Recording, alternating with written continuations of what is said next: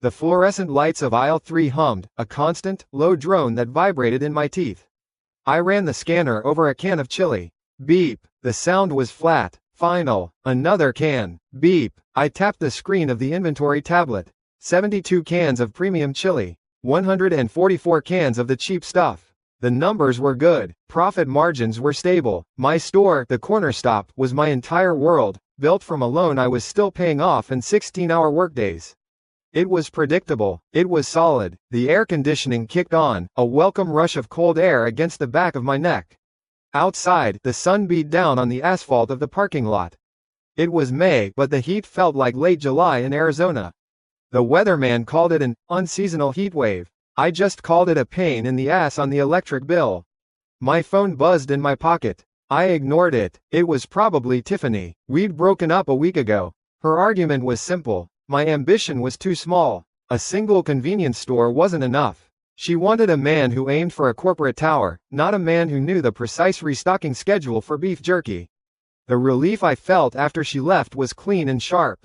The store was quieter without her complaints. I walked toward the back, past the rows of potato chips and sodas. In the storeroom, the air was warmer, thick with the smell of cardboard and plastic wrap. I was halfway through a pallet of bottled water when it happened. It wasn't a sound, it wasn't a light, it was a change, a sudden, cold clarity in my head, like a program launching for the first time. In the center of my vision, superimposed over the boxes and concrete floor, a rectangle of translucent blue light appeared. It was sharp-edged, perfect. White text began to type itself across the blue field, character by character, with no sound. System booting. 100%. Binding host. DNA signature confirmed. Alex Ryder. Host binding complete. Welcome, Master. Indestructible Apocalypse supermarket system is now online. My hand, holding the box cutter, froze mid-air. I blinked. The blue box remained. I closed my eyes tight, then opened them. It was still there. I felt my heart kick against my ribs, a hard, fast thudding. This wasn't real. A hallucination. Stress. Lack of sleep. System function overview. 1. Absolute control. As master, you have complete mental control over all electronic and mechanical systems tied to this facility's infrastructure. Doors, shutters, cameras, electrical grid, HVAC, refrigeration units.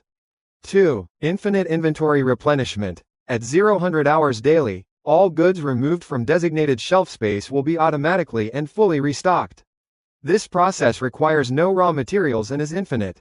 3. System upgrades. The system can be upgraded by acquiring Apocalypse points. Points are awarded for eliminating threats, codename, infected, high-value trades, and completing system-issued directives. The box cutter fell from my hand and clattered on the concrete. The sound was loud in the small room. Apocalypse. Infected. The words hung in the air, glowing in that impossible blue box. My throat was dry. I took a step back, my hand reaching out to steady myself against a metal shelf.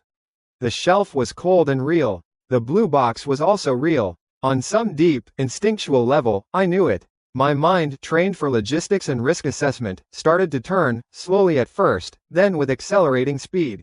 Infinite replenishment. Absolute control. I looked around my storeroom. Pallets of water. Towers of toilet paper. Shelves groaning under the weight of canned soup, pasta, rice, beans. Outside, on the store floor, thousands more items. Medicine, batteries, lighters. The rumors I'd half noticed on some obscure foreign forums flashed in my head. Hasty posts about a new, rabies-like, outbreak, quickly deleted. Whispers of city-wide quarantines that never made the mainstream news. The unseasonal heat. Small things. Dots, waiting for a line to be drawn between them. The blue box winked out of existence as suddenly as it had appeared. The storeroom was just a storeroom again. But everything had changed. I was standing on a mountain of gold, and no one else knew it. For a full minute, I didn't move. I just listened to the hum of the freezers and the frantic beat of my own heart. Then I moved. I walked out of the storeroom, my steps measured. I locked the back door. I walked to the front of the store. The little bell above the door jingled. A teenager was buying a soda and a bag of chips. He paid, took his change, and walked out into the blinding sun. He didn't have a clue. I turned the sign on the door from open to close. I locked the glass doors. Then I walked back to my small office, pulled out a notepad and a pen, and started to write. water, canned goods, protein, vegetables, fruit, rice, flour, salt, sugar, medical supplies, antibiotics, painkillers, bandages, antiseptics, batteries, all sizes, flashlights, lighters, matches, fuel, gasoline, diesel, propane. I filled the page. My handwriting was steady. This wasn't panic. This was a business plan. The most important one of my life. The next day, the work began. I told my part-time employees I was doing a major renovation and gave them 2 weeks of paid leave. They were happy to have the time off. Then I started converting my assets. I maxed out my business credit cards. I liquidated a small stock portfolio I'd been growing. Money was about to become worthless paper. These goods were about to become life itself. I placed huge orders, not from my usual suppliers, their systems would flag it. I drove to wholesale clubs in neighboring towns, filling up a U-Haul truck I'd rented. I paid in cash, pallets of MREs, cases of shotgun shells, citing a newfound interest in skeet shooting, gallons of bleach and iodine. The looks I got from cashiers ranged from curious to suspicious. I didn't care. The storeroom filled up, the space behind the freezers filled up. I stacked boxes in the aisles, turning my clean, organized store into a hoarder's maze. Every night, I would take a few items from the shelves, a can of peaches, a bottle of water, a pack of batteries. I'd set them on my desk. At midnight, I'd walk out onto the floor, and there, in the exact spot I'd taken them from, new items would be sitting, pristine and fully stocked.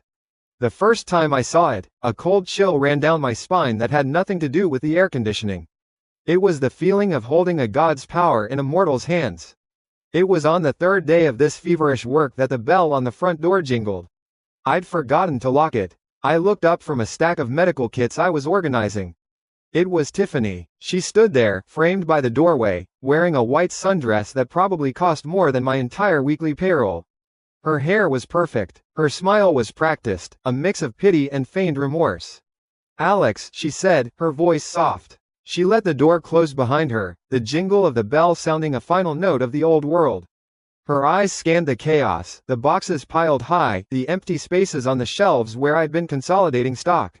She took a step closer, placing a manicured hand on a box of MREs. "Oh, honey, I heard you were expanding. I didn't realize it was this frantic." She looked at me, her eyes wet. "You're doing all this to prove something to me, aren't you? To show me you have ambition." I didn't say anything. I just looked at her expensive shoes navigating the dusty floor, at the designer handbag slung over her shoulder, the same one I'd bought for her birthday last year, the one that had set me back 2 months of personal profit. "I was wrong to leave," she whispered, moving closer. She reached out to touch my arm. "I see it now. You have so much drive. We can do this together. Build this into something huge." Her words were like static from a dead channel. They meant nothing. She was talking about money and status. I was thinking about survival. She saw a business opportunity. I saw a fortress. We weren't even in the same reality anymore. I took a step back, and her hand fell away. I looked at her, really looked at her, and saw a liability. Another mouth to feed, another person who would demand instead of contribute. A product of a world that was about to be wiped from the face of the earth.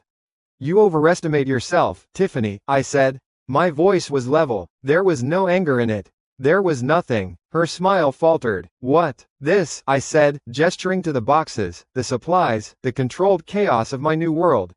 "This has nothing to do with you." I walked past her, toward the front counter. I picked up a small, empty cardboard box. I walked back to her. I held it out. "Your bag," I said. "Put it in the box." "What are you talking about?" "Alex, this is the bag you gave me. It was a gift from a man you decided wasn't good enough. That transaction is over." I pushed the box toward her again. "I have no interest in holding onto past failed investments." Her face went pale, then blotchy with red. The practiced sadness was gone, replaced by raw, ugly indignation.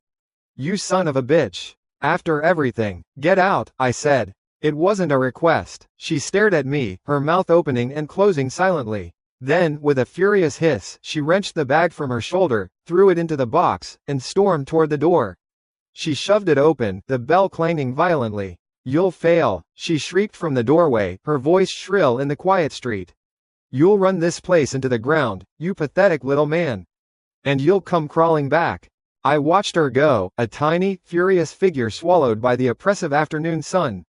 I picked up the box with a handbag in it and dropped it into a nearby trash can. Then I locked the door. I walked to the front window. Outside, life went on. A woman pushed a stroller. Two men in suits walked out of the office building across the street, laughing about something. They were ghosts. They just didn't know it yet. I pulled out my phone. I didn't call a supplier. I called the top-rated commercial security and construction firm in the state. Yes, I said into the phone, my voice calm. I need a quote. I need to replace all exterior windows and doors at my commercial property with all level 8 bullet-resistant glass and frames. I also need quotes for heavy-duty, interlocking steel roll-down shutters for all of them. And finally, a 10-foot-high, 9-gauge chain-link fence with a concertina wire top, to enclose the entire property line, including the parking lot. Yes, all of it. When can you have a project manager on site? While I was on the phone, the small TV in my office was murmuring in the background. A news anchor with a serious face was talking. And in international news, the World Health Organization is monitoring a novel influenza strain in a remote province overseas. Officials state the virus shows unusual neurological symptoms, but have assured the public that the risk of widespread community transmission remains low. Low, I thought. I hung up the phone. A text message notification lit up my screen. It was my aunt. Alex dear, your uncle and I heard you're doing a big remodel. So ambitious. We should come by and see if there's anything we can do to help. I deleted the message without replying. Help, she meant, help themselves. Another liability. Just as I was about to get back to work, the blue box reappeared in my vision. New directive issued. Novice mission. Objective. The storm is coming. Prepare the Ark. In the next 29 days, acquire and store a minimum of 50 tons of essential survival materials, food, water, fuel, medical supplies. A detailed list is available. Reward for completion. First Ark, Starter Pack. Personal latent ability unlock. 50 tons. The number was colossal, impossible for one man. I looked at my storeroom, which had seemed so full just an hour ago. Now, it looked pitifully empty. A challenge wasn't a threat. It was an objective. I felt a grim smile touch my lips for the first time in a week. The work had just begun. 25 days left. The number was a brand on the inside of my skull. The money was the first to go. I signed the papers for a second mortgage on the store without reading the fine print on the interest rate. It didn't matter. The bank manager gave me a look of professional pity. I walked out with a cashier's check that felt like a block of lead in my hand. After that came the credit lines, every personal and business card pushed to its limit. Then I went to the kind of lenders who don't have downtown offices, men with thick necks and watchful eyes who dealt in stacks of used bills. I took their money and their unspoken threats. They saw a desperate man gambling his future. I saw a man buying time. The noise of the old world was fading, replaced by a low, consistent hum of dread. It was in the videos that flickered across obscure forums for a few minutes before being scrubbed. Shaky phone footage from a hospital in Asia. A patient in a thin gown, moving with a twitching gait. He lunged at a nurse. A scream was cut short as the phone clattered to the floor. The screen went dark. The post would be gone an hour later, replaced by official statements about isolated incidents and warnings against spreading misinformation. The government's voice on the radio was a smooth, practiced calm, urging people to remain orderly and report any unfounded rumors. The heat was a physical presence. It pressed down on the city, turning the air thick and wavy over the asphalt. The news called it a record-breaking summer. I called it an oven. My store's industrial air conditioning units ran without stopping, a high, whining labor against the inevitable. My list grew. It was no longer just about food and water. I found a commercial supplier in the next state and ordered 50 55-gallon drums of diesel, telling them it was for a backup generator system for a new chain of data centers. I bought industrial-grade water purifiers, claiming they were for a humanitarian aid project. I bought bags of salt by the pallet load, hundreds of pounds of it, telling the bewildered wholesaler it was for a new gourmet pretzel business. Axes, crowbars, sledgehammers, bolt cutters. I cleaned out 3 different hardware megastores over 2 days, paying in cash, my excuse a large-scale demolition contract. Every purchase was a lie layered on another lie, a web of stories to obscure the one, simple truth. The construction crew arrived on day 22. They were loud and rough, their trucks blocking my parking lot. They smelled of sweat and cigarettes. I stood and watched as the first 9-gauge steel post was sunk into concrete. The foreman, a man named Henderson with a sunburned neck, spat tobacco juice near my boot. "You sure about this, kid?" he'd asked, looking at the blueprints. 10-foot fence, concertina wire top. Replacing every window with bullet-resistant plexiglass. Heavy-duty steel shutters. "You expecting a war?" "I'm expecting difficult times," I said, handing him a water bottle from the cooler. He grunted but took the water. The work continued. The sound of drills on concrete and the sharp crack of a nail gun became the soundtrack of my days. On day 19, the bell over the front door jingled. I was in aisle 4, consolidating boxes of medical supplies. The sound was wrong, all wrong. I had the closed sign up. I had the door locked. I looked up. The lock was busted, the casing hanging loose. And standing there, blinking in the artificial light, were my Aunt Carol and Uncle Frank. Aunt Carol had her purse clutched in both hands like a shield. Her face was a mask of worried concern that didn't reach her eyes. Uncle Frank stood behind her, hands in his pockets, rocking on his heels. He was trying to look casual, but his gaze was sweeping the store, taking inventory. "Alex, honey," Carol said, her voice a little too loud. "We came as soon as we heard. We were so worried." "Heard what?" I thought. That I'd been spending money like it was on fire? That my store was turning into a fortress? "Frank's brother-in-law works at the county records office," she continued, taking a step inside. "He mentioned the new mortgage." "A second mortgage, Alex. And your cousin Brenda said she saw you at a loan agency downtown. The kind with bars on the windows." They stopped a few feet from me. The air was full of their cheap perfume and unspoken questions. "We're family," Uncle Frank said, his voice a low rumble meant to sound reassuring. "If you're in some kind of trouble, you can tell us." "Gambling? A bad deal?" His eyes flicked to a pallet of MREs. "What is all this stuff?" I let out a long breath. I ran a hand over my face, making sure my expression was one of exhaustion and defeat. I let my shoulders slump. "I messed up," I said. The words came out raspy, weak. "I got into an investment. A crypto thing." Sounded too good to be true. It was. Aunt Carol's hands tightened on her purse. A flicker of something, not sympathy, passed through her eyes. "I lost everything," I continued, looking at the floor. "The savings, the first loan, this," I gestured vaguely at the boxes, "is all I have left. I had to take out more loans to cover the first ones. I don't know what I'm going to do. I think I'm going to lose the store." The silence that followed was heavy. I could hear the hum of the freezers. I could hear Uncle Frank shifting his weight from one foot to the other. The practiced looks of concern on their faces began to melt. "Oh, Alex," Carol said, but the sympathy in her voice was thin, brittle. "That's terrible." "Yeah," Uncle Frank grunted. "You gotta be careful with that online stuff. It's all a scam." He wasn't looking at me anymore. He was looking at the door, as if planning his exit. They had come here to pick at a carcass, maybe ask for a loan, before I went under completely. Now they saw a black hole of debt. I looked up, meeting their eyes for the first time. I put every ounce of desperation I could fake into my voice. "Uncle Frank? Aunt Carol? Since you're here, I don't know who else to ask." I took a step toward them. They both took an instinctive step back. Could you help me? Just a loan, to get me through this. 200,000? Maybe 3? You always said family has to stick together. The change was immediate. It was like a switch had been flipped. Aunt Carol's face went stiff. Uncle Frank's jaw tightened, his casual posture gone. "Well, Alex," he started, clearing his throat. "You know, times are tough for us, too. The market, and the house needs a new roof. And my arthritis has been acting up," Carol added quickly, her voice sharp. "The medical bills are just awful. We would if we could, honey, you know that. But we just can't." She was already backing toward the broken door. "We should let you get back to all this. Come on, Frank." He didn't need any encouragement. He was already halfway out the door. "Chin up, kid," he mumbled over his shoulder. "You'll figure it out." Then they were gone, scurrying away across the hot parking lot like rats from a sinking ship. I watched them go. I walked to the door, slid the heavy deadbolt I'd installed myself into place, and ignored the broken lock. It would be replaced tomorrow. I stood alone in the center of the store. The air was cool. The sounds of the construction crew were distant, muffled. I looked at the mountains of supplies. A pallet of diesel drums. A tower of canned meat. A wall of bottled water.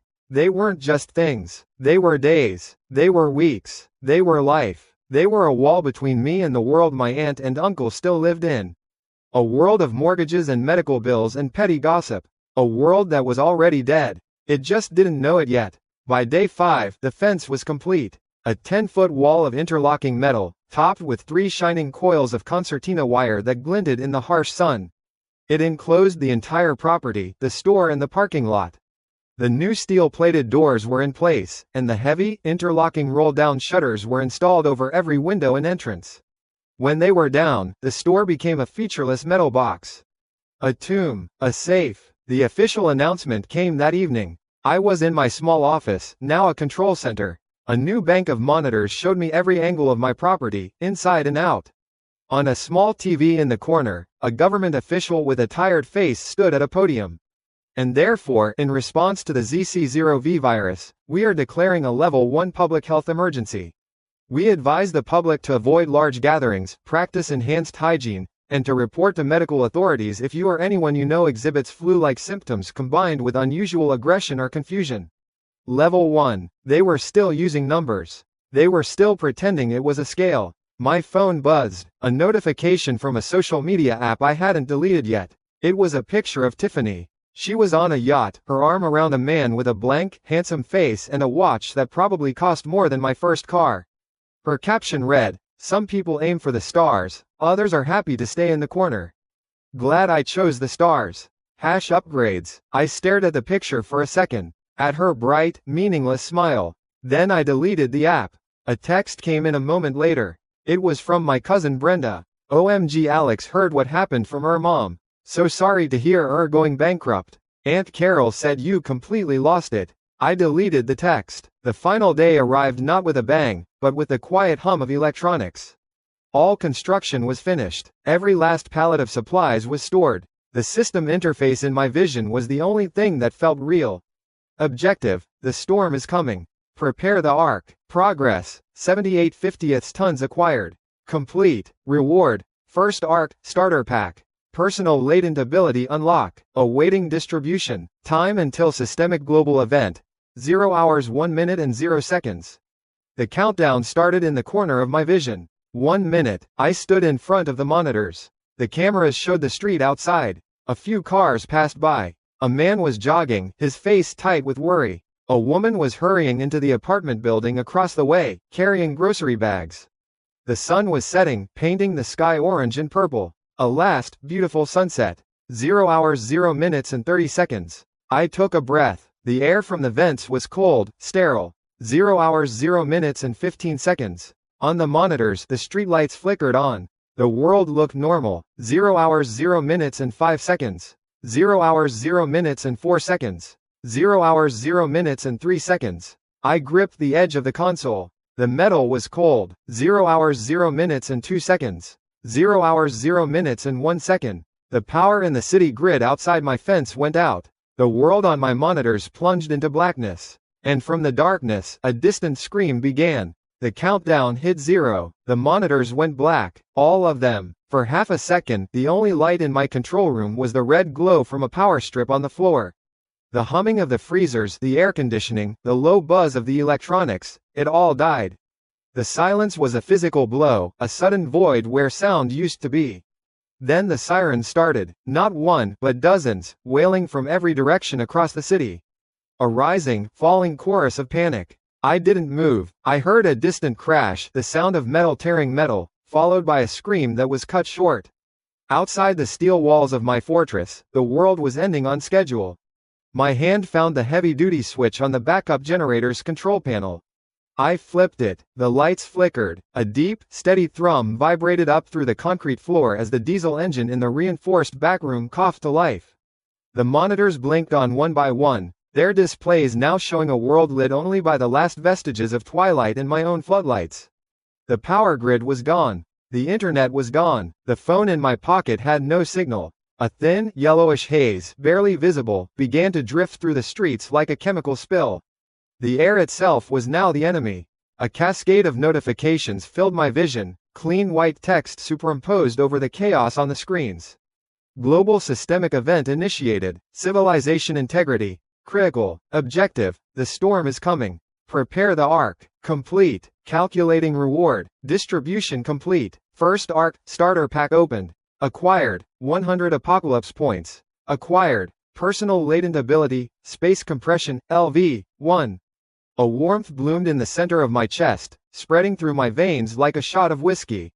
It wasn't just a feeling, it felt like a rewiring. I looked at my right hand. There was nothing visibly different about it, but I knew, with an instinct I didn't have a moment ago, that I could do something new. I focused on the can of soda sitting on the console. I imagined the air around it squeezing. Nothing happened. I tried again, focusing my will, pushing. A faint shimmer, like heat haze, distorted the space around the can.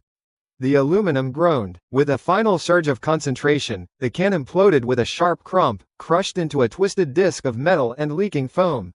I felt a slight drain, like I just held my breath for too long. I picked up an apple from the small fruit bowl. This time, I didn't try to crush it. I held out my other hand, palm up, and imagined a wall of dense air forming just above it. I tossed the apple at my hand. Instead of hitting my skin, it stopped dead an inch above my palm, hovering for a fraction of a second as if it had struck glass, before falling to the floor. A shield, a weapon, it was a start. My attention snapped back to the monitors. Movement. In the wide-angle view of the main gate, a small group of people was stumbling out of the apartment complex across the street. I recognized the man in the lead. Henderson, the construction foreman. The man who had installed my fence. His face was pale, his eyes wide with a terror that made him look a decade older. With him were 3 others from his crew and a woman I recognized as one of my neighbors, Mrs. Gable from 3B. They saw the light. My store was an island of brilliance in a sea of encroaching darkness. It was a beacon, and they were moths. They ran across the parking lot, their movements clumsy with fear. The sounds of their pounding on the main roll-down shutter was a frantic metallic drumming. "Alex, kid, open the door." Henderson's voice was raw, desperate. "For God's sake, open up."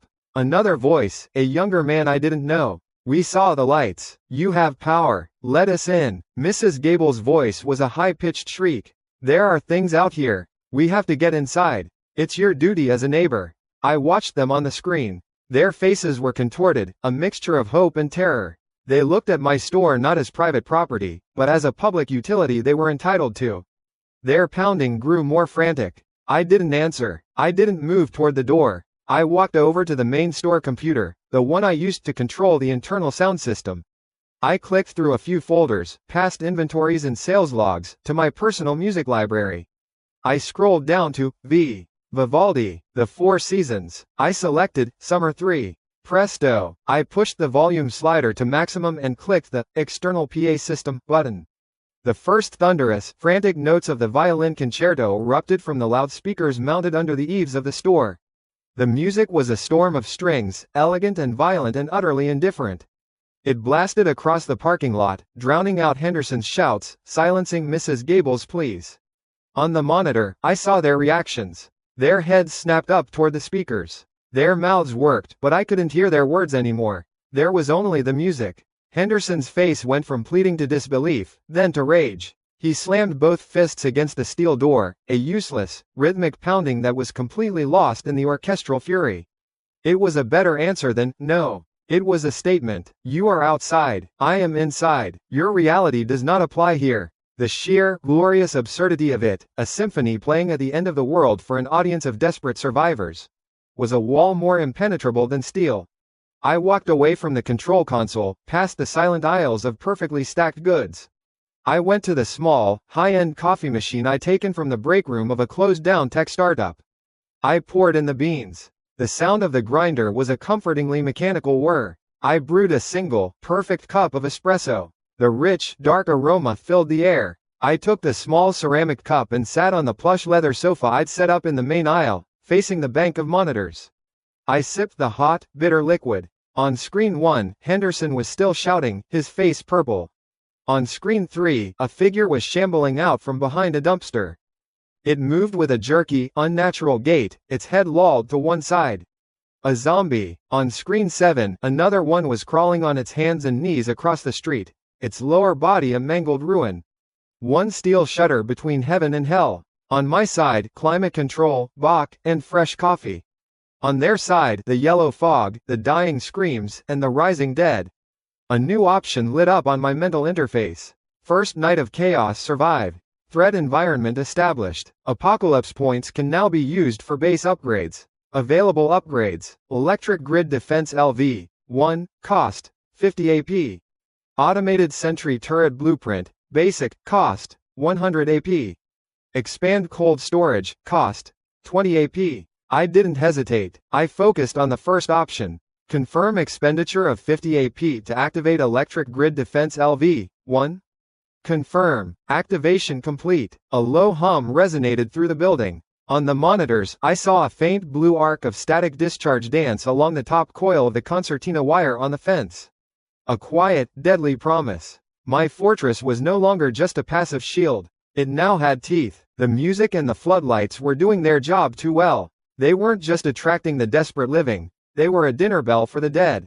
More figures were emerging from the apartments, from the darkened side streets.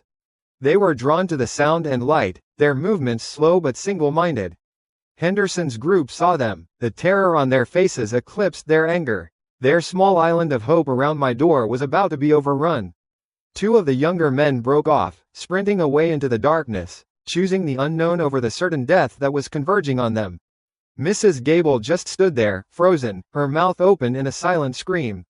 Henderson grabbed her arm, trying to pull her away. "We have to go, now," he yelled, his words finally audible as the Vivaldi piece came to a crashing halt before the next one began. But he was too late. The first zombie, the one from behind the dumpster, reached him. It wasn't fast, it simply walked up and lunged. Henderson, a big man who worked with his hands his whole life, shoved it back. The creature stumbled, but didn't fall. It didn't feel pain. It didn't feel anything. Henderson's mistake was turning his back on it for a second to scream at my unmoving door again. "You son of a bitch, you're going to get us killed." The second zombie, the crawler, had reached his legs. It latched on with its teeth, biting through his work pants and into the flesh of his calf. He roared, a sound of pure agony, and kicked back, but it held on like a steel trap. The first zombie lunged again, unimpeded. Its hands grabbed his shoulders. Its teeth sank into the side of his neck. I watched, my face impassive, and took another sip of coffee. The sound of tearing flesh was sickeningly clear over the PA system, which had now started a serene piece by Bach. Blood spurted, dark in the artificial light. Henderson's roars became a wet gurgle. He went down, and the small cluster of undead fell upon him and the still screaming Mrs. Gable. It was over in less than a minute. A feeding frenzy at the gates of paradise. The remaining survivors were gone, swallowed by the night. For a while, the only movement on my screens was the twitching, feeding shapes in the parking lot.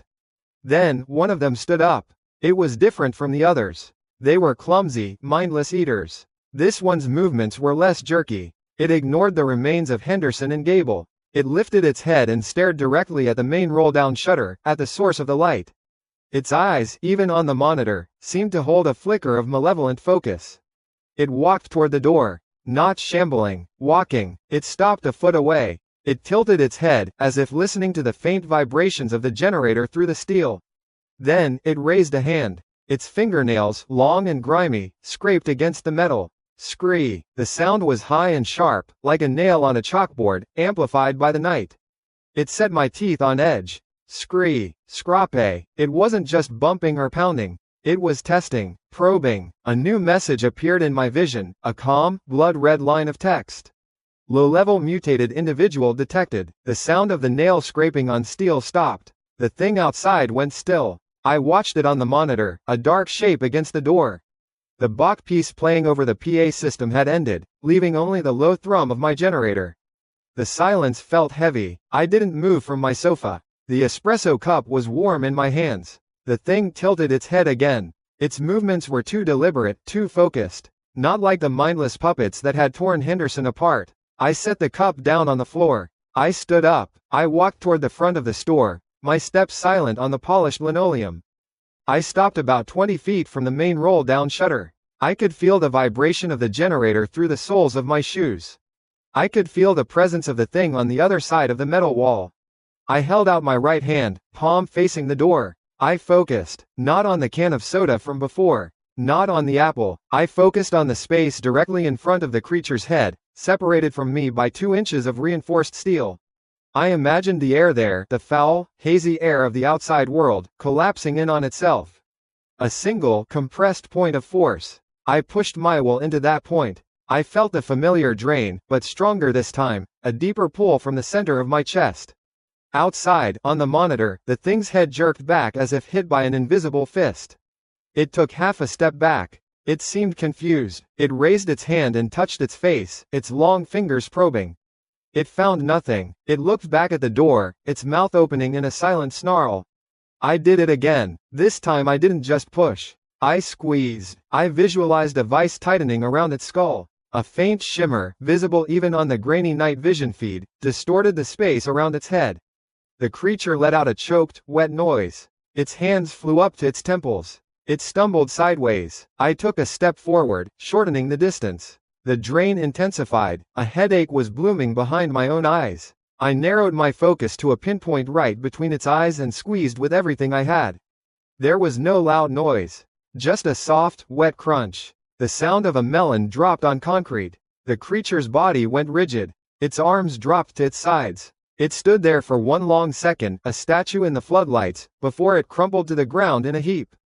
Dead. For good this time. Mutated individual eliminated. +10 apocalypse points. Personal latent ability, space compression, proficiency increased. The headache receded. The drain lessened. I could feel the change. The power was easier to grasp, more responsive. I could already crush a brick. A skull was just bone and fluid. It wasn't that different. I went back to the control room, turned off the external PA system, and sat back down on the sofa. The world outside was quiet again, save for the feasting of the lesser dead. I watched them for another hour, then went to the staff bedroom in the back and slept. The next 2 days passed in a routine. Wake up, check the monitors, watch the city decay. The initial chaos was over. What replaced it was a dead quiet punctuated by flies buzzing over the corpses in my parking lot. The sun was a malevolent eye in the sky, baking the asphalt, pushing the temperature past 100 degrees by noon. A sour, sweet smell of rot began to hang in the air, a constant reminder of the world outside my walls. I saw survivors only in flashes, a shadow in a window, a figure darting between cars down the street. Everyone with a working brain was hidden, holed up, their meager supplies of water and canned food starting to dwindle. My supplies never dwindled. Every morning at midnight, I would check the aisles. The single can of beans I'd taken for a meal the day before was back on the shelf. The bottle of water I drank was replaced. It was a miracle of logistics that defied all laws of physics. I spent the hours practicing. I'd take a sack of potatoes from the produce aisle and crush them one by one from 50 feet away. The squeeze was getting faster, more precise. I could now hold a defensive shield of compressed air around my entire body, a shimmering heat haze that could stop a thrown cinder block cold. I was a god in my own little machine-tended Eden. On the morning of the 3rd day, I made my first significant upgrade. Air conditioning and filtration system LV2, cost 30 AP. Confirm. The hum of the HVAC units shifted pitch. A new, deeper thrum vibrated through the vents. I felt a subtle change in the air pressure. The system was now a closed loop, scrubbing the air, filtering out the dust, the contagions, the stench of the dead world. Inside my store, the air was a crisp, cool 68 degrees, clean and sterile. Outside, hell was cooking. That was when I saw them. On camera 6, which covered the abandoned office building across the street, I saw movement on the 3rd floor. I zoomed in. A man with a pair of grimy binoculars was staring directly at my store. He was gaunt, his t-shirt dark with sweat. Behind him, I could make out 4, maybe 5 other figures, shadows in the dim office space. They were a pack, hungry, desperate. I recognized the man with the binoculars. Rico. He used to come in a few times a week, always buying cheap beer and lottery tickets. Always had a couple of goons with him. He had a reputation in the neighborhood for being a petty thug, quick with his fists and good at intimidation. Now, in this new world, that was a valuable resume.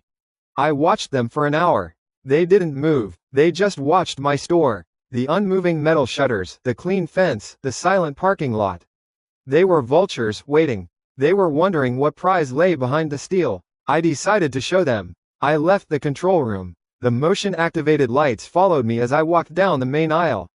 I went to the butcher counter, part of the fresh food section I'd unlocked on day one.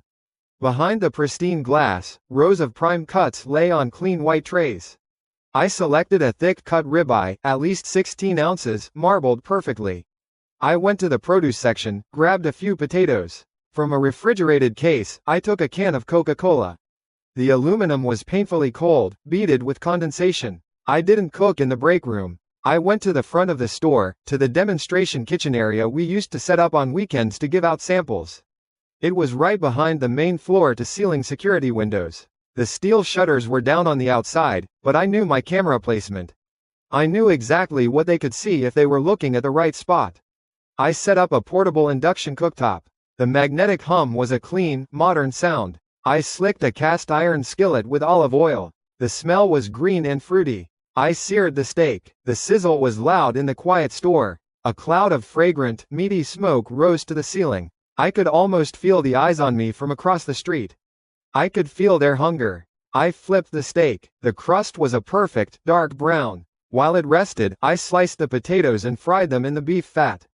I pulled a chilled porcelain plate from a stack. White, clean, beautiful. I arranged the meal. The steak, sliced to show a perfect medium rare pink interior. The crispy potatoes next to it. I cracked open the Coke. The PSSSHT fizz was a sound of civilization. Then, I did something I hadn't done before. In my mental interface, I accessed the store's lighting grid. I found the controls for the bank of spotlights right above the demonstration kitchen. I turned them on. Full power. I was now on a brightly lit stage. I sat down and began to eat. Through the eye of my own camera, I zoomed in on the window across the street. I saw Rico lower his binoculars. His face was a mask of disbelief. I saw him turn and say something to the people behind him. One of them, a skinny kid, shoved him aside to put his own eye to the glass. His jaw went slack. I could picture them in that hot, stinking room. 2 days, maybe 3, without a real meal. Sipping warm, foul-tasting water scavenged from a toilet tank. Their stomachs were screaming. Their bodies were weak. And across the street, a man they knew as a simple store owner was sitting in a pool of light, in what must have looked like air-conditioned comfort, cutting into a piece of meat whose smell they could probably imagine so vividly it made them gag. I took a bite of steak. It was rich, tender, and melted in my mouth. I followed it with a long swallow of a cold, sugary drink. The contrast was the point. It wasn't just food, it was a display of power. It was a statement more profound than any words. I have everything, you have nothing. I am here, you are there. These are the new rules. I saw the change in Rico's expression. Disbelief became envy. Envy curdled into a dark, greedy rage. The hunger in their eyes was no longer just for food. It was for everything I had. It was the primal, human desire to take. I finished my meal slowly. I cleaned my plate. I drank the last of my soda. I left the dirty dishes on the table, still under the spotlights. A final insult. I walked back to my control room, feeling their eyes on my back the entire way. On the monitor, the group in the office building was no longer just watching. They were moving. Rico was gesturing, directing them. They were pulling apart office desks, breaking legs off chairs. One of them held up a heavy metal paper tray, testing its weight as a bludgeon. They were gathering weapons. They were making a plan. They were coming for my paradise. A new line of text shimmered into existence in my mind. It was calm. It was green. New objective available. The first test. The covetous have cast their gaze upon your ark. Their greed is a challenge to your order. Repel the first organized human assault on your sanctuary. Reward, 50 apocalypse points. Crafting blueprint, electrified caltrops. I looked at the screen. I saw their hungry, desperate faces. I saw their clumsy, makeshift weapons. A cold smile touched my lips. It didn't reach my eyes. My fortress had teeth. Now it was time for a little bite. Let them come. The air in the control room was 68 degrees. Outside, the asphalt on the parking lot was starting to liquefy under the sun. It was the 5th day. The walkers on the street had multiplied, not from some new wave of infection, but from the simple math of despair. People ran out of water. They ran out of hope. They opened their doors and either walked out to a quick end or put a gun in their mouth for an even quicker one. The result was the same. More bodies for the swarm. I spent the morning practicing. The system called the ability space compression, a fancy name for a simple act of will. I took a case of canned peaches from aisle 3. I set them up on the loading dock, 50 feet away. I sat in my chair, watching on the monitor. I focused on the space in front of the first can. I imagined the air turning to stone, a hard, invisible marble, then launched it forward. The can didn't just dent. It imploded. A wet spray of syrup and fruit pulp hit the wall behind it. I moved to the next one. A little slower. I visualized a sphere of force, 5 feet in diameter, and slammed it into the remaining cans. They flew like bowling pins, clattering across the concrete. A solid hit, enough to knock a walker off its feet. Not lethal, but useful for crowd control. The headache was gone now. The power felt like an extension of my own arm. Night came. The heat didn't break, it just stopped getting worse. The city outside my walls was a black oven, the air thick with the smell of decay. On camera 6, I watched Rico and his crew emerge from the shadows of the office building. There were 5 of them. They carried pieces of metal, rebar, a sledgehammer pulled from some emergency kit. They moved with the purpose of hungry animals. They were making their play. One of them drove a small commercial truck, a beat-up Ford Transit, without its headlights on. It rolled slowly into my parking lot, its engine a low growl that seemed to make the walkers on the street stir. They stopped about 100 feet from the main shutter. The doors opened. Rico got out. He pointed at the fence, then at the main entrance. He was giving orders. They split up. 2 men, one with a sledgehammer and one with a long crowbar, went for the 10-foot chain link fence that ringed the property. The other 2 stayed with Rico by the truck. They were going to try a pincer move, a distraction at the fence, while the truck acted as a battering ram. It was a dumb plan, a desperate plan. I sat in my leather chair. My hand rested on the console, but I didn't need it. The control interface was in my head. I watched the 2 men approach the fence. The one with the crowbar reached it first. He jammed the tip into the diamond-patterned steel, getting leverage. His hands were sweaty. I could see the grime on his knuckles in the low-light camera feed. In my mind, I pictured the schematic of the store's defense grid. A simple circuit. I focused on the icon labeled perimeter fence. I activated it. There was no sound on my end, only the image on the screen. A brilliant, blue-white arc of electricity erupted from the fence. It looked like a living thing. The man with the crowbar screamed. It was a high, thin sound, instantly cut off. His body went rigid, every muscle locked. He danced a horrible, twitching jig for 2 seconds, held upright by the current surging through him. The electricity found the path of least resistance through the sweat on his skin. His clothes started to smoke, then his hair caught fire with a soft woof. He collapsed, a smoldering heap against the base of the fence. The smell of burnt hair and cooked pork began to drift on the hot night air. The second man, the one with the sledgehammer, had stopped in his tracks. He stared at his friend's corpse. His mouth was open. He dropped the hammer. It clanged on the asphalt. He turned and ran. Rico shouted something, a muffled curse carried by the wind. He shoved one of his men toward the truck's driver's side door. Go, now. The man scrambled inside. The engine roared to life. The headlights flashed on, cutting 2 bright cones through the darkness, illuminating the massive, corrugated steel of the roll-down shutter. The truck lurched forward. It picked up speed, its worn tires screaming against the pavement. 30 feet, 20, 10. I watched its approach. The system had told me the door was rated for an armored vehicle. A commercial van was a tin can. The moment its front bumper made contact with the steel door, I activated the second stage of the defense grid. The sound was a deep, resonant beast, 1,000 times louder and deeper than the fence. The entire front of the truck was bathed in the same blue-white light. The rubber tires exploded simultaneously with 4 loud bangs. The engine died with a final, choked sputter. A plume of black, acrid smoke poured from under the hood. Through the windshield, I could see the driver. He was frozen. His hands were welded to the steering wheel, his head thrown back, his jaw locked open in a silent scream. The internal lights of the cab flickered and died. He just sat there, a statue cooked in its own seat. The spectacle was over in less than 30 seconds. The profound silence that followed was broken by the sound of Rico and his remaining 2 men running. They didn't look back. They scrambled over the low wall at the edge of the parking lot and disappeared into the darkened streets.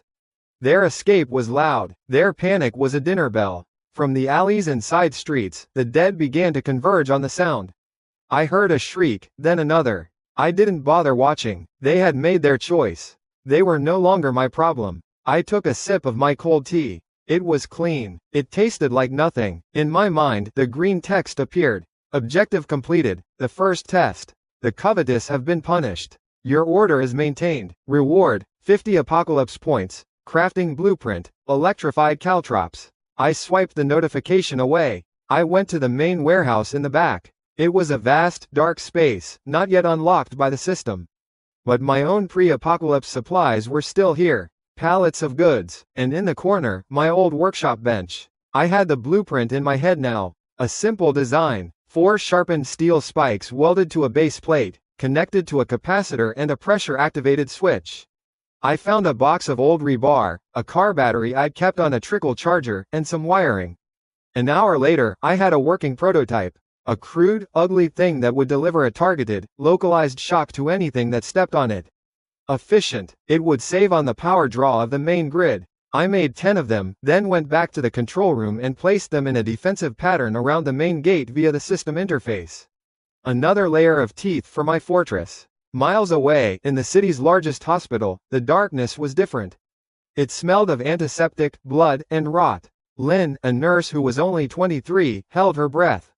She was hiding in a supply closet on the surgical floor, crammed in with 2 orderlies and a terrified accountant. The only light was the faint green glow from her digital watch.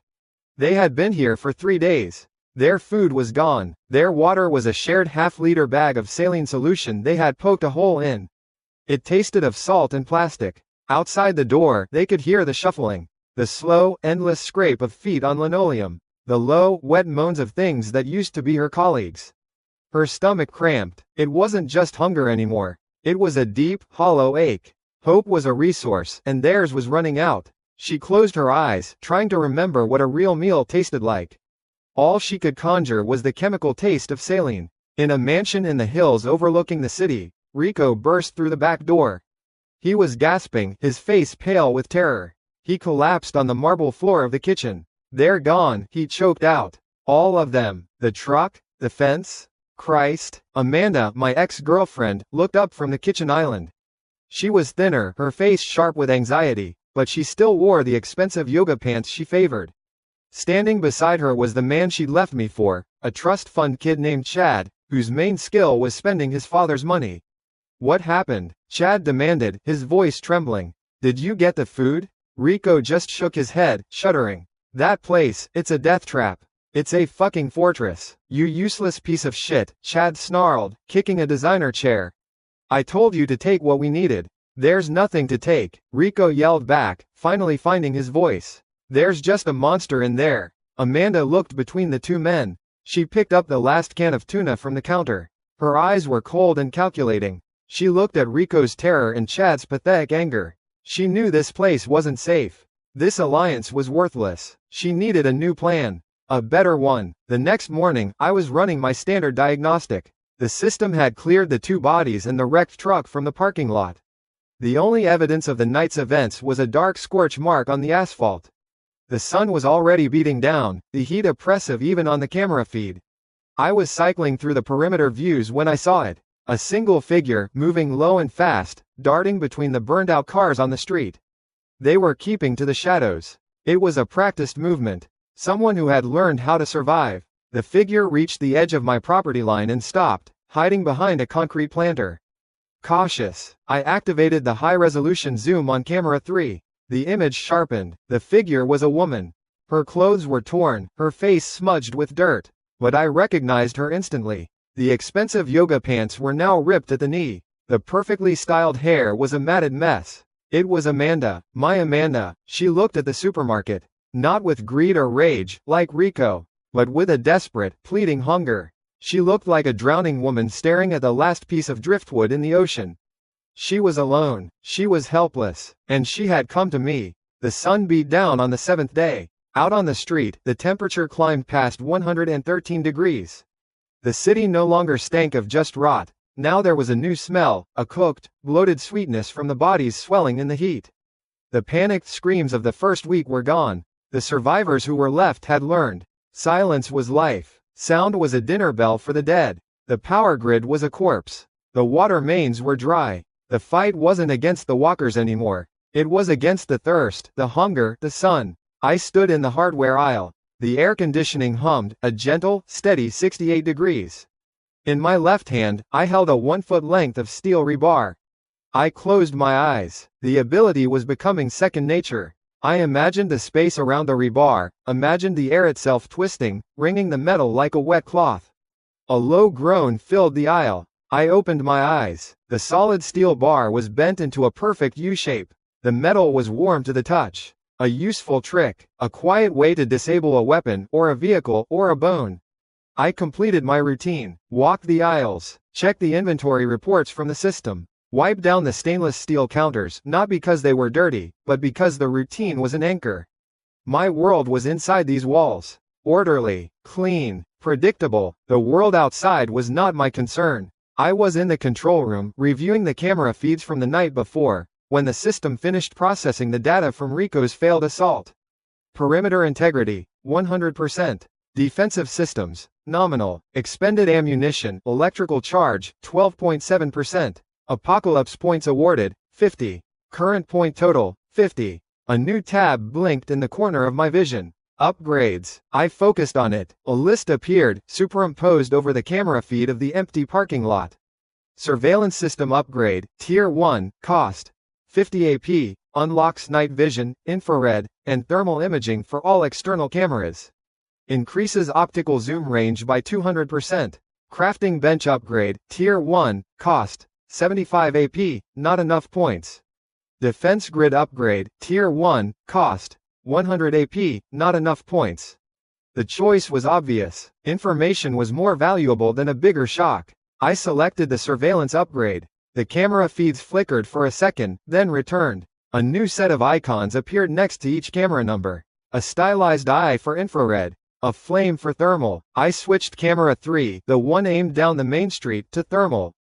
The world turned into a canvas of heat signatures. The pavement was a pale, washed-out orange. The dead cars were cooler, dark purple and blue. And the walkers, they were cold spots. Patches of dark blue, almost black, shuffling aimlessly. Their body temperature was ambient. They generated no heat of their own. Then I saw her, a single figure, moving with a speed that didn't belong in this new, slow world. She was sticking to the shadows cast by the husks of cars, a ghost on the thermal display. The movement was fast, practiced. The movement of prey that had learned how to run. The figure stopped at the concrete planter at the edge of my property, the same one from the day before. The same spot. I switched back to the standard visual feed and engaged the zoom. The image resolved. The dirt was caked on her face, streaked where sweat or tears had run through it. Her hair was a tangled knot. The expensive yoga pants had a fresh rip, exposing a long, bleeding scrape on her thigh.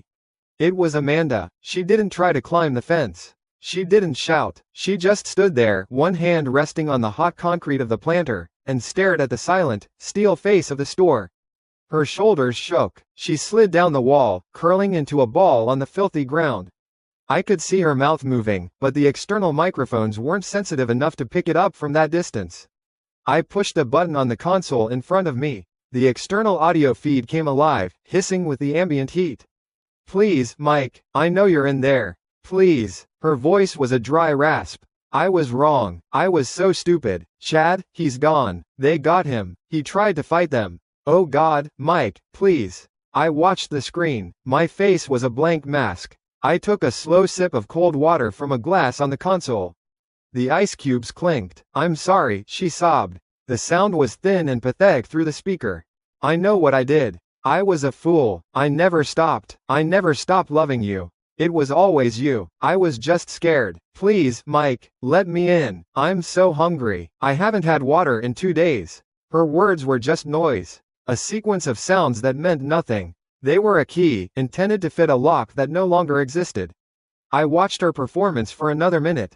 The pleading, the fabricated remorse, the carefully chosen words. It was a well-rehearsed play for an audience of one. I stood up. My leather chair sighed. I walked out of the control room, my footsteps echoing in the cavernous silence of the main store.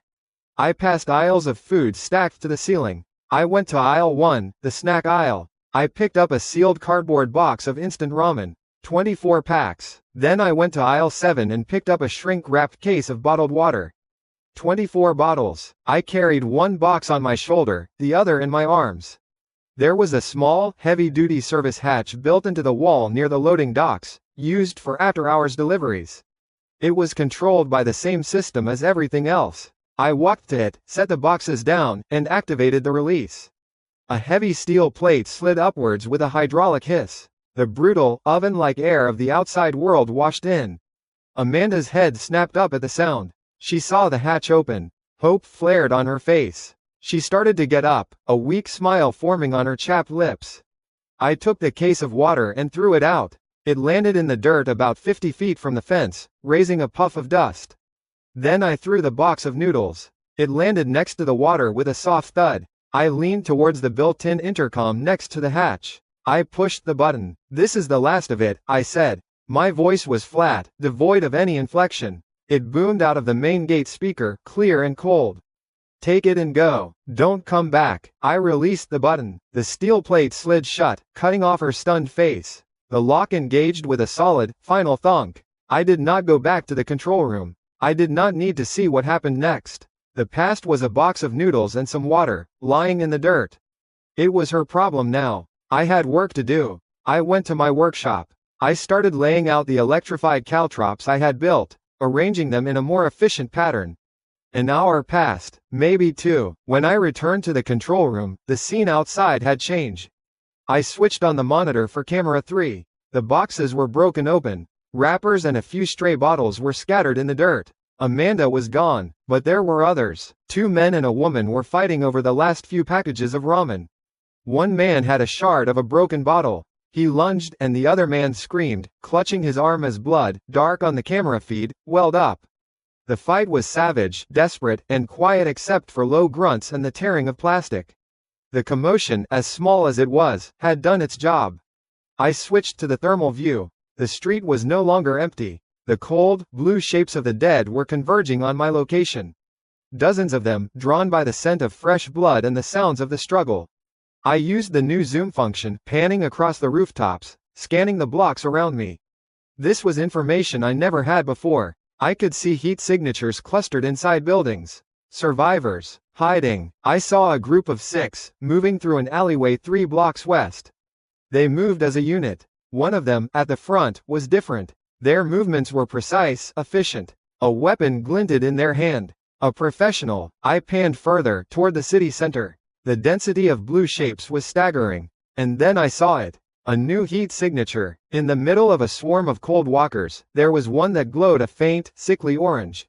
It was brighter than the pavement, hotter than the dead cars.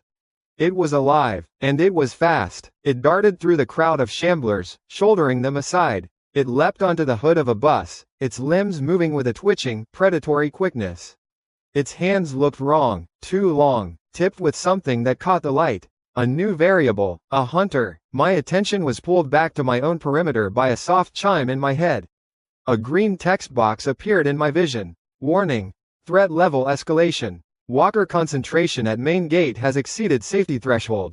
Structural stress on perimeter fence is increasing. Objective issued. Proactive clearing. Eliminate designated threat concentration. Reward, 75 Apocalypse points. Blueprint. Automated turret sentry, Tier 1. Outside, the first of the dead began to press against the chain-link fence. The metal groaned. Another joined, then another. The weight was building. The low, continuous moan of the horde was a rising tide. They were not a direct threat, not yet. But they were an obstacle.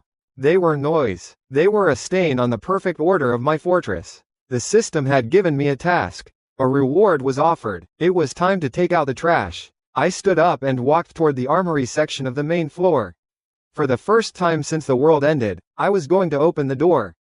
The armory mentioned in the system wasn't a room full of guns.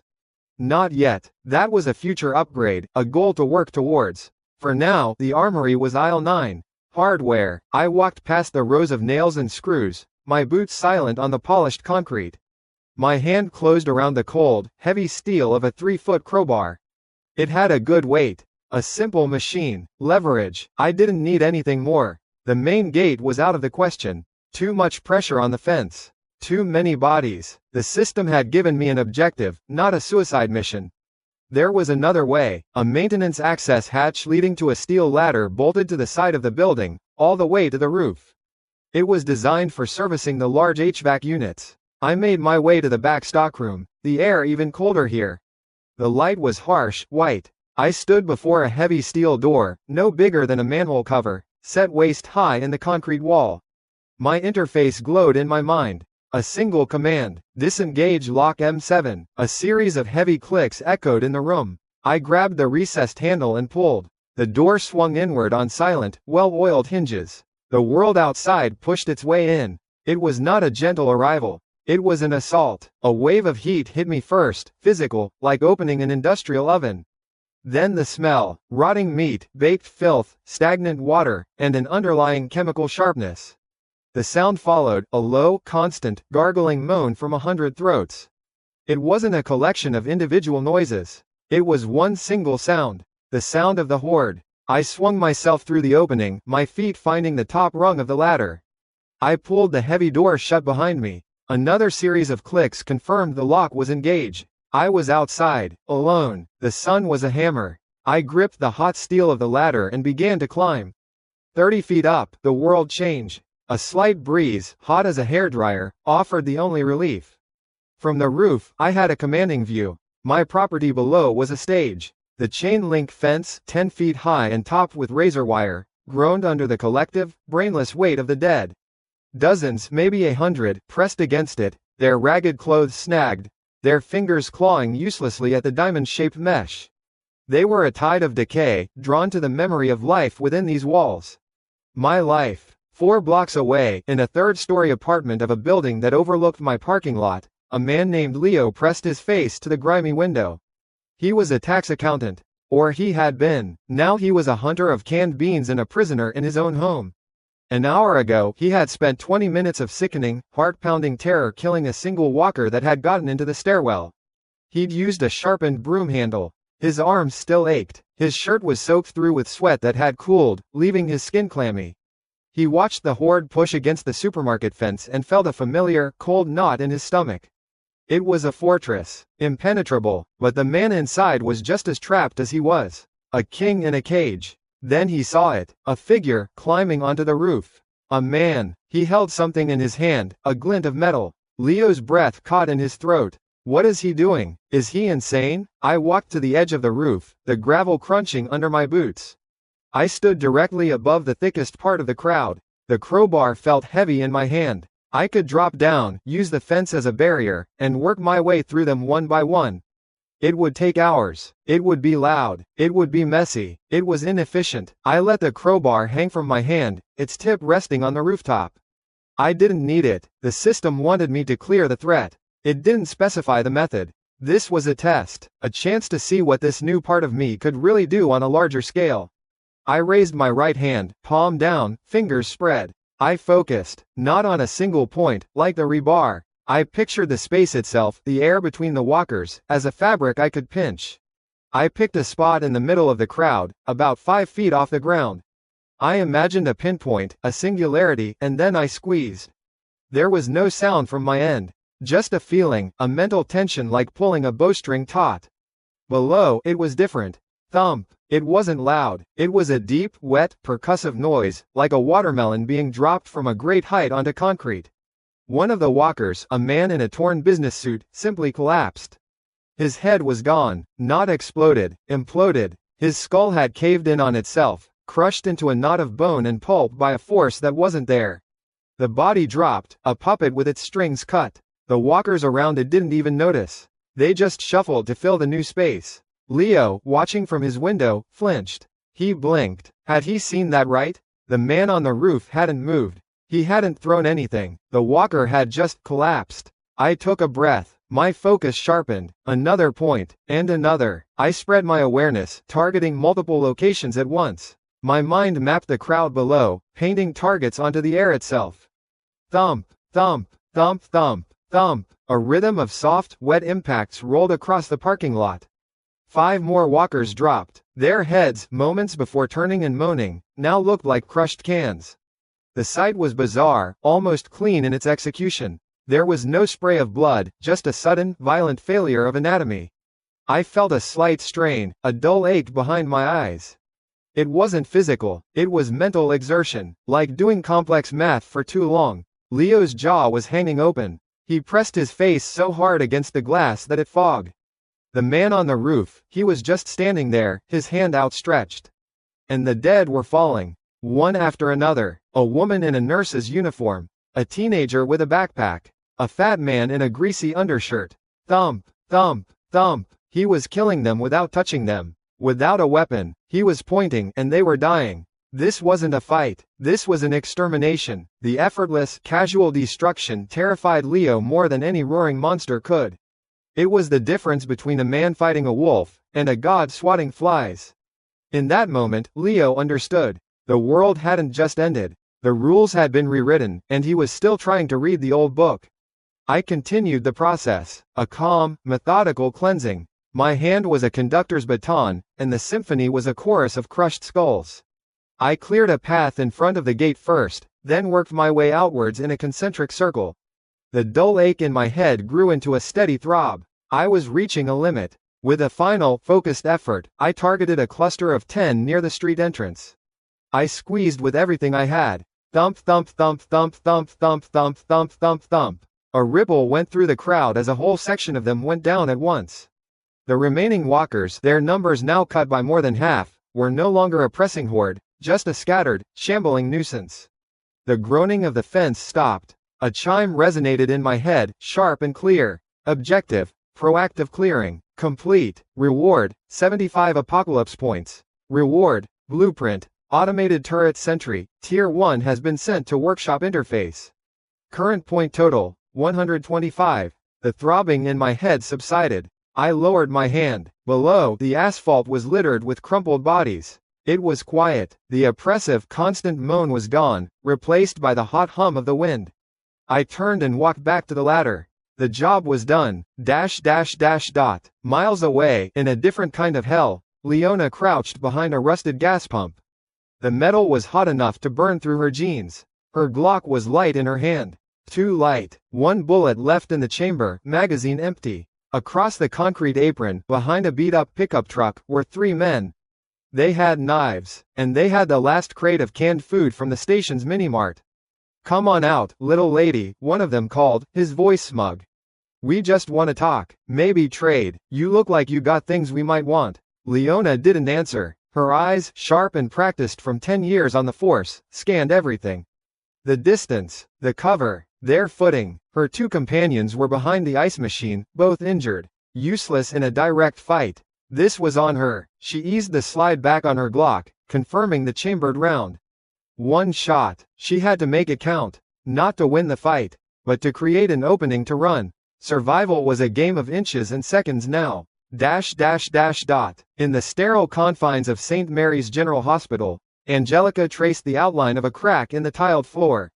She hadn't eaten in 2 days. The gnawing ache in her gut was a constant companion. A few other nurses and 1 doctor were with her, holed up in the 3rd-floor pediatric wing. The emergency supplies had run out. The sound of walkers shuffling in the halls below was a constant reminder of their prison. "We have to do something," a young orderly named Ben whispered, his voice thin. "We'll starve to death in here." Angelica looked at the faces around her. Pale, drawn, scared. Her healing halo, as she'd come to call the faint warmth she could project to soothe pain and close small cuts, couldn't cure starvation. It was a cruel irony. She could keep them from dying of infections, but not from hunger. "He's right," she said, her voice steadier than she felt. "The cafeteria is on the 1st floor. It's a risk, a big one, but staying here is not a risk. It's a guarantee." She stood up. "We go at dusk. Back in the cool, silent air of my storeroom, I pulled the access door shut and locked it. The outside world was gone again. I walked to the main floor, the sight of neatly stacked aisles a comfort to my mind. 125 points. Enough for the next step. I didn't hesitate. I pulled up the system's upgrade menu in my vision. Supermarket system, level 1. Current sections, dry goods and canned foods. Upgrade to level 2, unlock, fresh food section.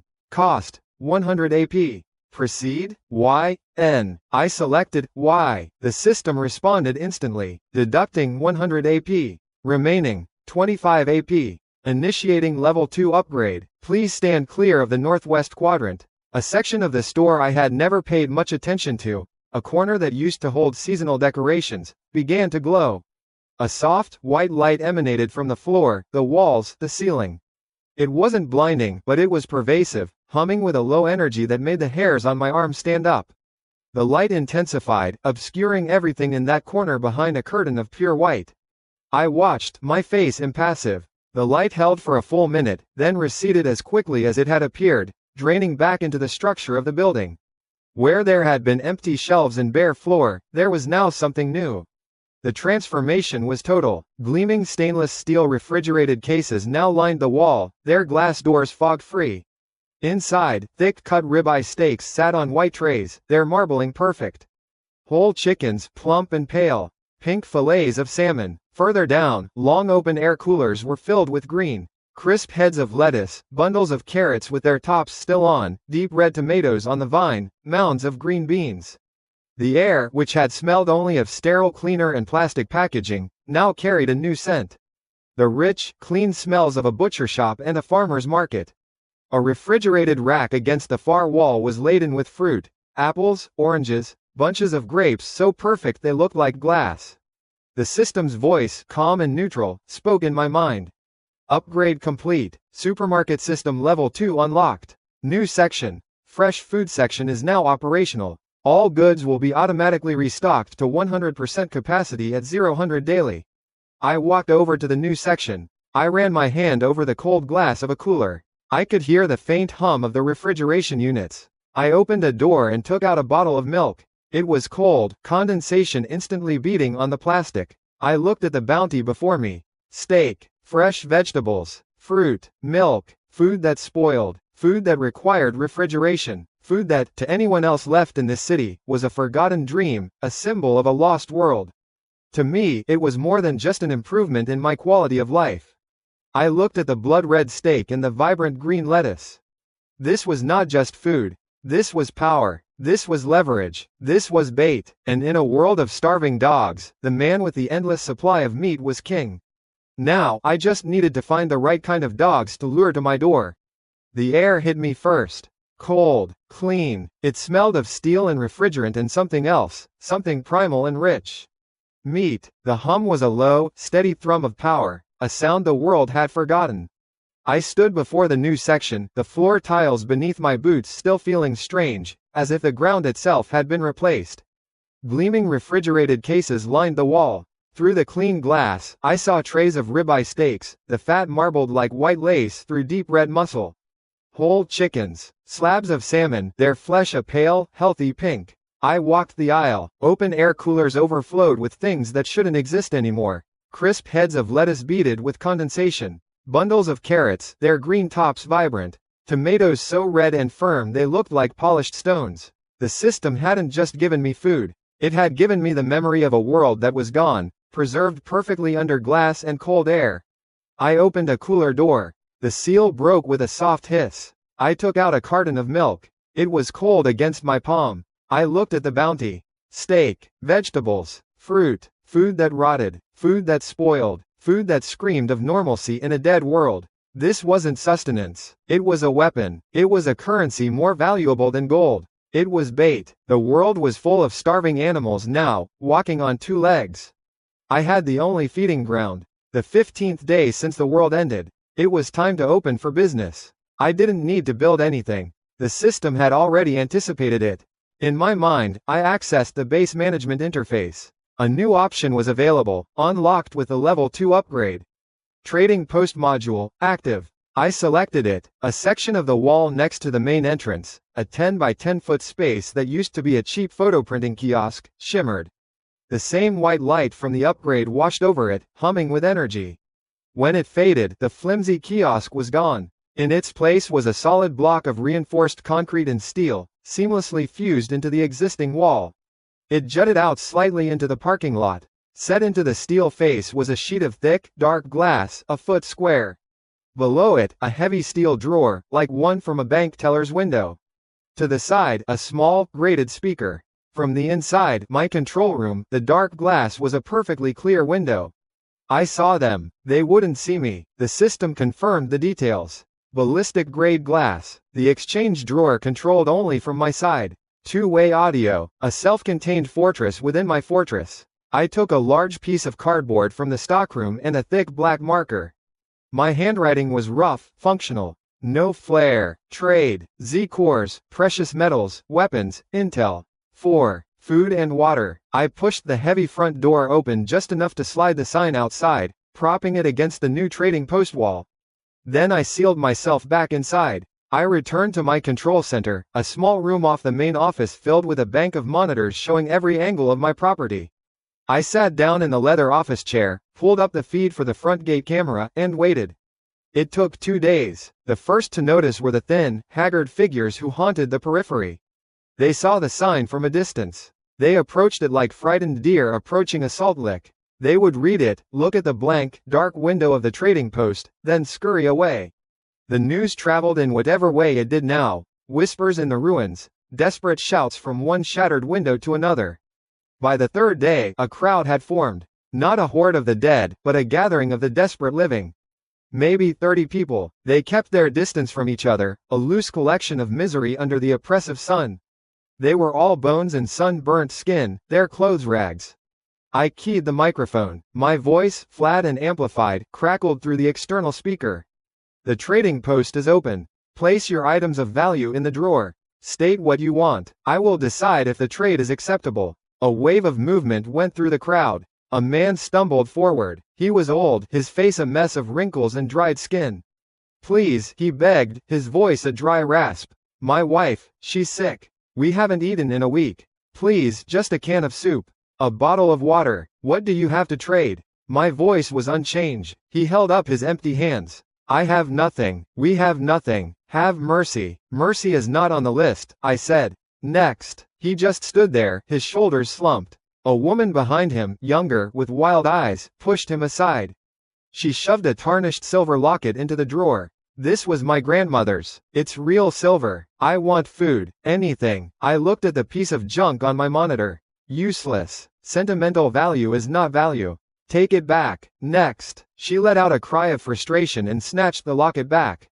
The process repeated. A man offered a half-empty bottle of cheap whiskey. Another offered a broken watch. They pleaded. They cried. They told me their stories of loss and suffering. It was all noise. They were offering me their desperation, and I had no use for it. Their faces, projected in high definition on my screen, were masks of despair. Their pleas were a buzzing annoyance. They didn't understand. The old rules were dead. Their pain was not a currency. Then, she appeared. She came from the south, walking down the center of the cracked asphalt road. The pathetic crowd near the gate parted for her instinctively, like minnows making way for a pike. She was tall, with a lean, athletic build visible even under a worn gray tracksuit. Her dark hair was pulled back in a tight ponytail. Her face was smudged with dirt, but her features were sharp, her jaw set. She carried no rifle, no large pack. Just a combat knife strapped to her thigh, its handle worn, the blade stained with old blood. Her eyes, even from the camera's distance, were cold and focused. They swept over the cowering crowd with disinterest, then settled on the trading post. She ignored the sign and walked directly to the window. She didn't speak. She reached into a small canvas pouch on her belt and emptied its contents into the steel drawer. They made a series of distinct clicks as they hit the metal. On my monitor, I zoomed in. Z-cores. At least a dozen of them. Small, crystalline structures, each one pulsing with a faint internal light. They were clean, harvested with precision. Not the work of a panicked scavenger. This was the work of a hunter. Her voice came through the speaker, not pleading, but demanding. It was low and had a rough edge, the voice of someone who hadn't used it for pleasantries in a long time. What does this buy? I studied her on the screen. The way she stood, balanced on the balls of her feet, ready to move. The economy of her motion. The complete lack of fear. She wasn't begging for a handout. She was conducting a transaction. This was the kind of person I was looking for. 12 low-grade Z-cores. My voice came through the speaker. The trade is 2 pounds of fresh beef, 10 pounds of rice, and 10 liters of clean water. I paused. You're the first customer to understand the rules. For that, I'll add a K-bar knife from my own stock. A collective gasp went up from the crowd of beggars. Their heads snapped from the woman to the speaker, their faces a mixture of disbelief and raw, burning envy. 2 pounds of beef? That was more meat than they had seen in a month. 10 pounds of rice? A fortune. The woman's expression didn't change, but I saw a flicker of something in her eyes.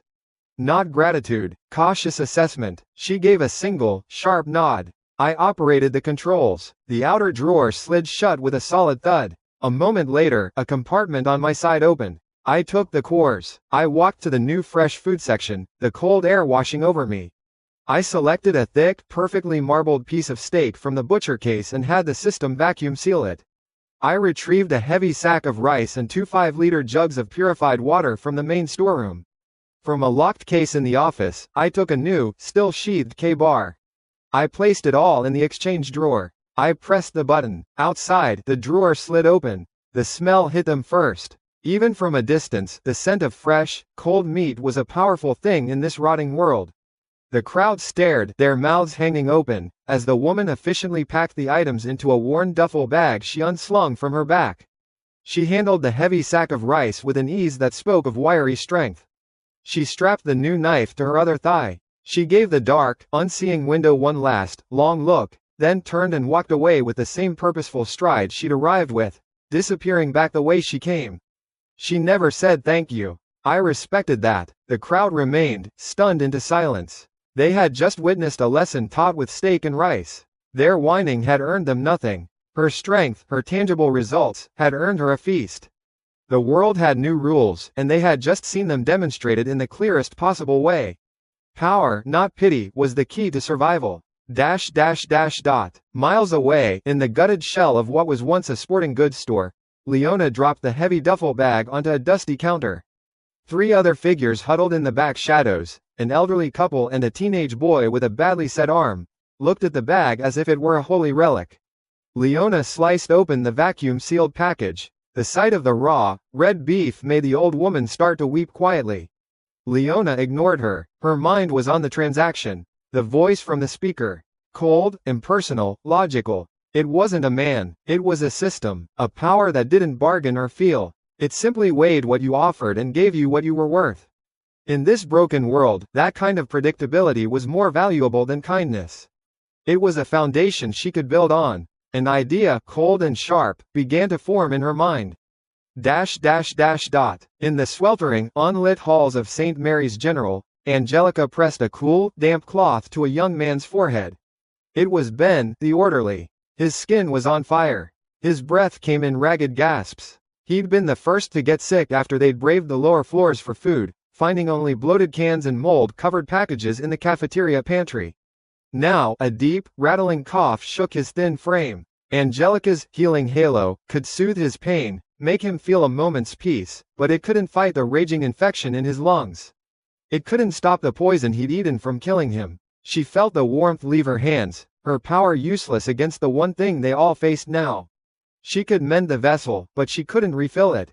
Hunger and sickness, a slow, grinding death sentence. They needed a real sanctuary. They needed medicine. They needed a miracle. 3 days later, I saw her again on the monitor. Leona. She stood before the trading post, the pathetic crowd of hopefuls giving her a wide berth. This time, her hands were empty. She hadn't brought her duffel bag. I keyed the microphone. The post is open for trade. I'm not here to trade cores. Her voice came through, as steady as before. I want a different kind of deal. A bigger one. I waited, silent, watching her unblinking stare on the screen. My name is Leona, she said, her voice clear and precise. Former captain, Special Police Unit, Wild Wolf Division. I offer my skills, my loyalty, in exchange for a safe haven. For me and for the 3 civilians under my protection. Her name is Leona. The words came through the speaker, devoid of static. Clear, precise, a statement of fact. Her image was steady on the monitor. 20 days since the world ended, and the sun was a hammer. The heat lines rising from the parking lot asphalt distorted the pathetic figures of the beggars huddled by the far fence. They were background noise. Leona was the signal. Former captain, Special Police Unit, Wild Wolf Division, she continued. I offer my skills, my loyalty, in exchange for a safe haven. For me and for the 3 civilians under my protection. I didn't answer. I leaned forward in my chair, the leather cool against my back. The only sounds in my control room were the low hum of the servers and the gentle whir of the air conditioning fan. On the screen, Leona stood her ground. She didn't fidget. Her gaze was fixed on the black, reflective glass of the trading post, as if she could see me through it. She was wrong. She saw only her own reflection against the dark pane. I let the silence stretch. Let the sun beat down on her. It was a test, a weapon. Patience is a virtue of the powerful. The desperate have none. The crowd near the fence grew restless. A man tried to take a step forward, perhaps to make his own offer, but a glare from one of his companions made him shrink back.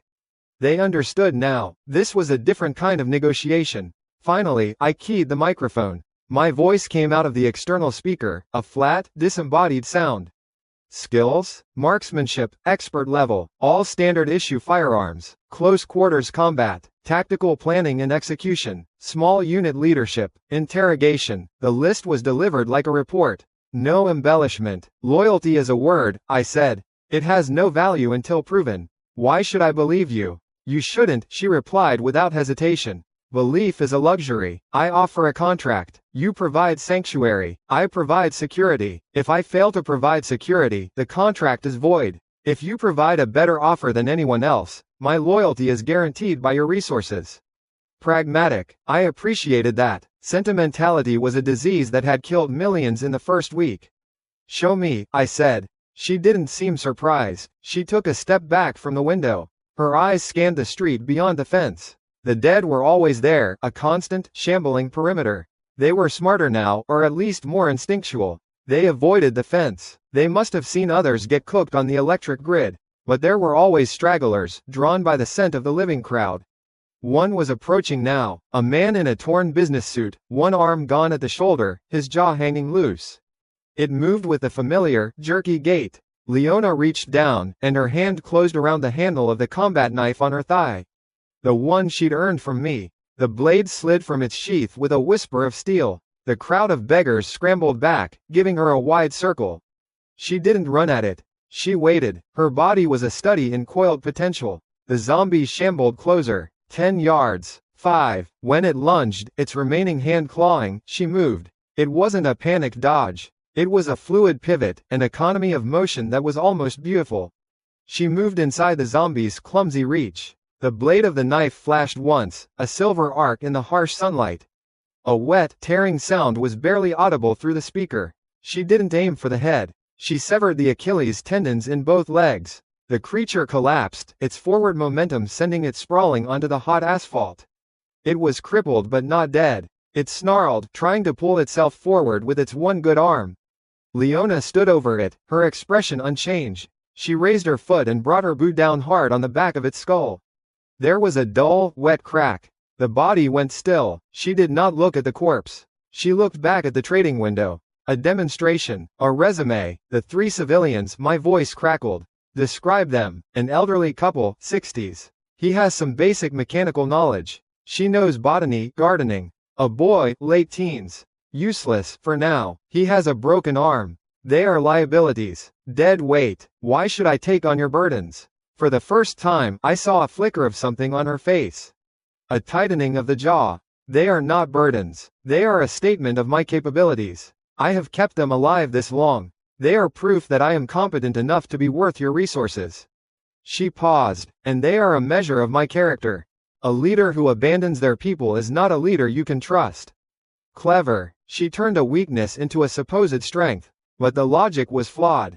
This wasn't the old world. Charity was a shortcut to the grave. The silence stretched again. I looked away from her and at the other monitors. I saw the empty street. The dead thing she had killed. The hungry, frightened faces of the crowd. They were watching a god choosing a disciple. I had food. I had water. I had air conditioning. I had power. I was a god to them. I keyed the mic again. The final offer. I will allow you entry. All of you. But there are conditions. There is no negotiation on these points. 1. My word is law. You will question nothing. You will obey every command instantly.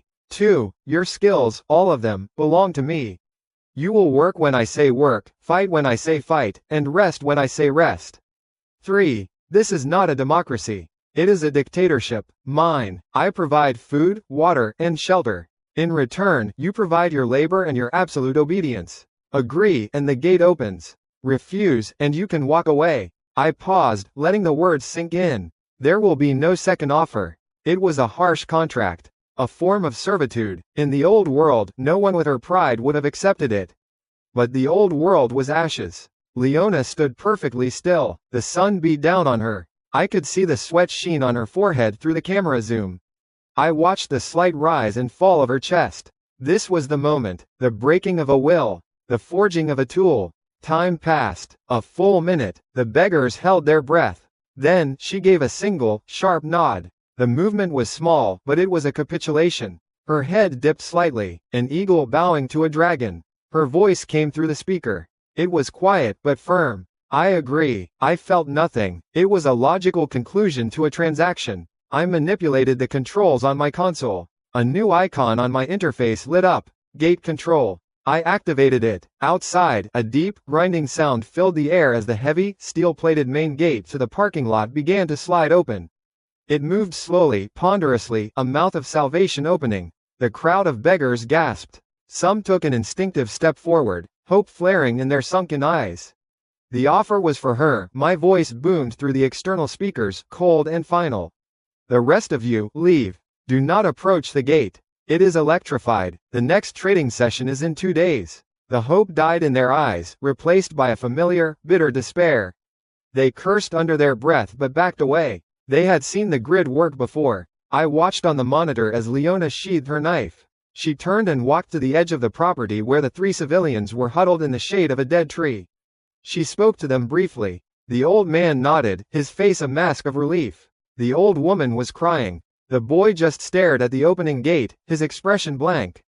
Leona led them through. As soon as the last one was inside, I closed the gate. The grinding sound returned, sealing them in, and sealing the rest of the world out. The heavy thud as it locked into place was a period at the end of a sentence. I did not go to meet them. I switched to the internal yard cameras and used the intercom system. There is a warehouse on the west side of the lot. My voice echoed in the enclosed space. You will live there. Inside you will find cots, water, and rations. Do not attempt to approach the main supermarket building.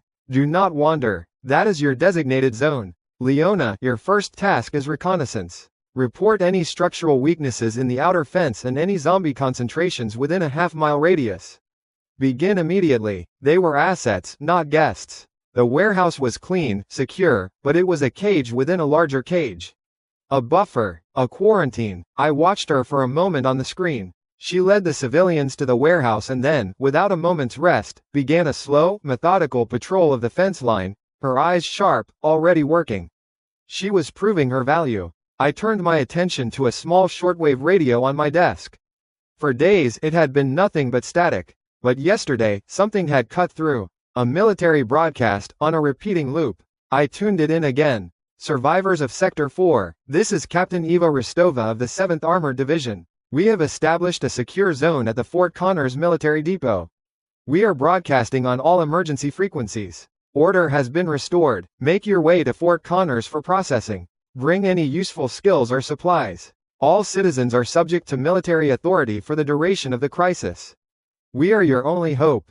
Do not resist. The tone was arrogant, demanding. They weren't offering help, they were demanding tribute. Another group of predators, just with better uniforms.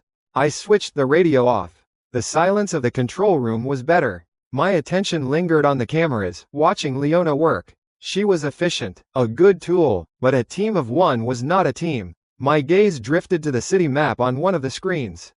The hospital. Rumors from the beggars I'd traded with spoke of a miracle worker there, a woman who could heal. A nurse. A sickness was spreading through the survivor camps, violent dysentery from contaminated water. A healer would be a priceless asset, more valuable than a soldier. Just as the thought crossed my mind, a soft chime echoed, not in the room, but inside my head.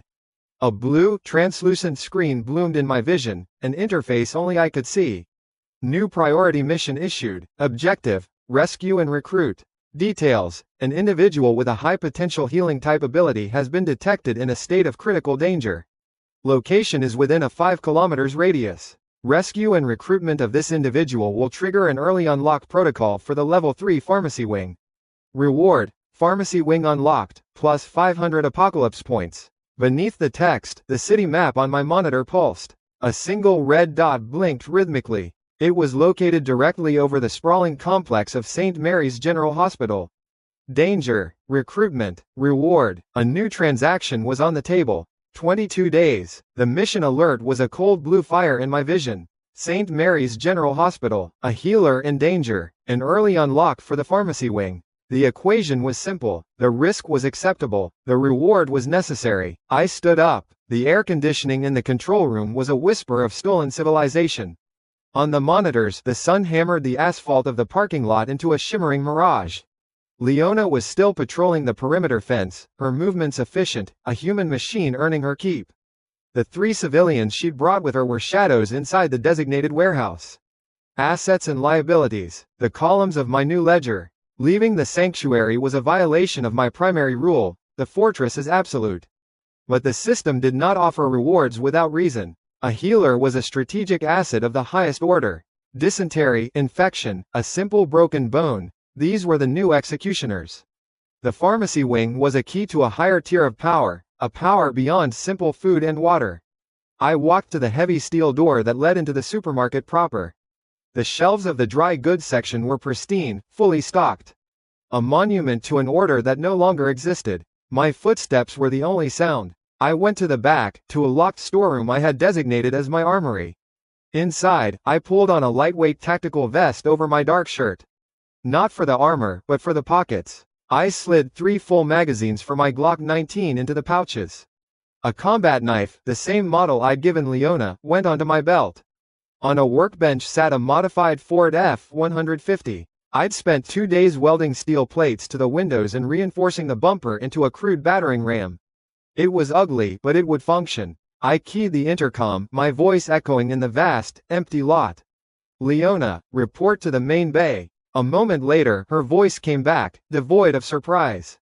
On my way. When she arrived, she saw the truck, saw me checking the tires. She didn't ask questions. She simply stood at attention, waiting for orders. That was her value. "We're leaving," I said. I tossed her a vest identical to mine, along with a holstered pistol and 3 clips of ammunition. "We're going to the hospital. There's a target to acquire." She caught the gear without a word. Her eyes flickered over the truck, noting the reinforcements. She strapped the holster to her thigh, her movements practiced and sure. The pistol was just a tool to her. Another piece of the contract. "There will be increased hostiles," I stated, pulling open the driver's side door. The cab was hot from sitting in the bay. "Some have evolved. Faster. More aggressive. They hunt in packs. You see one, you assume there are 2 more nearby. Your job is threat assessment and close quarters fire support. I drive. I handle the primary targets." "Understood?" "Understood," she said, her voice flat. She climbed into the passenger seat, slapping the magazine of her rifle to ensure it was seated before placing it between her legs, muzzle down. I didn't give her a chance for second thoughts. I started the engine. The roar was deafening inside the enclosed bay. On my console, I activated the main gate. The steel groaned open. I put the truck in gear and rolled out into the heat. The sun was a physical blow. The gate slid shut behind us, the final thud a period on our departure. The streets were a graveyard. Baked cars sat empty, doors agape. The dead were scarce here, in the open. The heat drove them into the shadows. We passed a small group huddled under an overpass, rags of flesh melting off their bones in the oppressive warmth. They turned their heads as we passed, but the truck was too fast, the effort too great. Leona was a statue, her head on a constant, slow swivel. Her eyes, magnified by her ability, missed nothing. "2 on the roof, 3rd floor, east side," she reported, her voice low. "Not moving, watching." Noted. The hospital complex loomed ahead, a sprawling brick beast. The red dot on my internal map blinked steadily over a smaller building adjacent to the main emergency wing. A satellite pharmacy. As we got closer, the sounds started. The crack of a small caliber pistol. A thin scream, cut short. I turned the corner. The scene was laid out before us. A corner pharmacy, its glass front shattered. Inside, shadows moved frantically. Outside, a swarm of 20, maybe 30 of the dead clawed at the boarded-up windows and the reinforced door.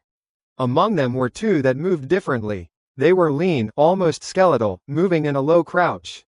Their skin was pulled taut over their muscles, and they darted through the slower shamblers with a predatory grace. Hunters. Across the street, half hidden behind a delivery truck, were 5 men. They were alive, armed with pipes and machetes. Their leader was a big man with a shaved head and a brutal face. He watched the pharmacy not with fear, but with avarice. Like a hyena waiting for the lions to finish their meal, he wanted what was inside, the medicine or the people, or both. Hunters at 10 o'clock, Leona said, her knuckles white on her rifle. Human hostiles across the street, waiting for the dead to do their work for them. I see them, I said. I didn't slow down. I pressed my foot to the floor. The F-150's engine screamed. The horde of zombies turned as one, their dull eyes locking onto the new, loud threat. The men across the street stared, their mouths open in disbelief. No one was this stupid. No one drove straight into the swarm. The impact was a wet, percussive crunch of metal against bone. The reinforced bumper did its job, tossing bodies aside like bowling pins. The truck shuddered but didn't stop. I plowed a red path directly to the front of the pharmacy, the tires spinning on gore. I slammed on the brakes, the truck skidding to a halt 5 feet from the door. For a second, there was only the sound of the engine idling and the groans of the things I hadn't hit. Then the 2 hunters reacted. They let out a rasping shriek and launched themselves at the truck. Fast, unbelievably fast. I was already out of the door, the wave of heat from the asphalt washing over me. Leona was out on her side, rifle up. The first hunter was airborne, claws outstretched, aiming for my throat. I didn't raise my gun. I raised my hand. The air in front of me warped, compressing. There was no sound, just a visible distortion, like a heat haze on overdrive. The hunter hit the invisible wall and stopped dead in midair. Its forward momentum was instantly negated. Then the pressure reversed. A concussive force, silent and immense, slammed into it. Its body folded, bones snapping with a sound like a bundle of dry sticks breaking. It was crushed against the pavement, a broken puppet with its strings cut. The second hunter, seeing its partner fall, tried to change direction, its claws scraping the asphalt. I flicked my wrist. The pressure field materialized around it. The creature was forced to the ground, its limbs pinned, its spine bowing under the strain. It shrieked, a high, thin sound of agony, before a final, wet crunch silenced it. Silence fell. The remaining shamblers milled in confusion, their simple brains unable to process what had just happened. Across the street, the big man and his crew looked at me. Their predatory smirks were gone. Their faces were chalk white with a primal fear. They weren't looking at a man. They were looking at a monster far worse than the ones I had just killed. My gaze met the leader's. I didn't shout. I didn't need to. My voice was cold, carrying in the sudden stillness. Leave, or die. The big man, Rhino, stared for one more second. He saw my clean clothes. Leona's professional stance. The monster of a truck.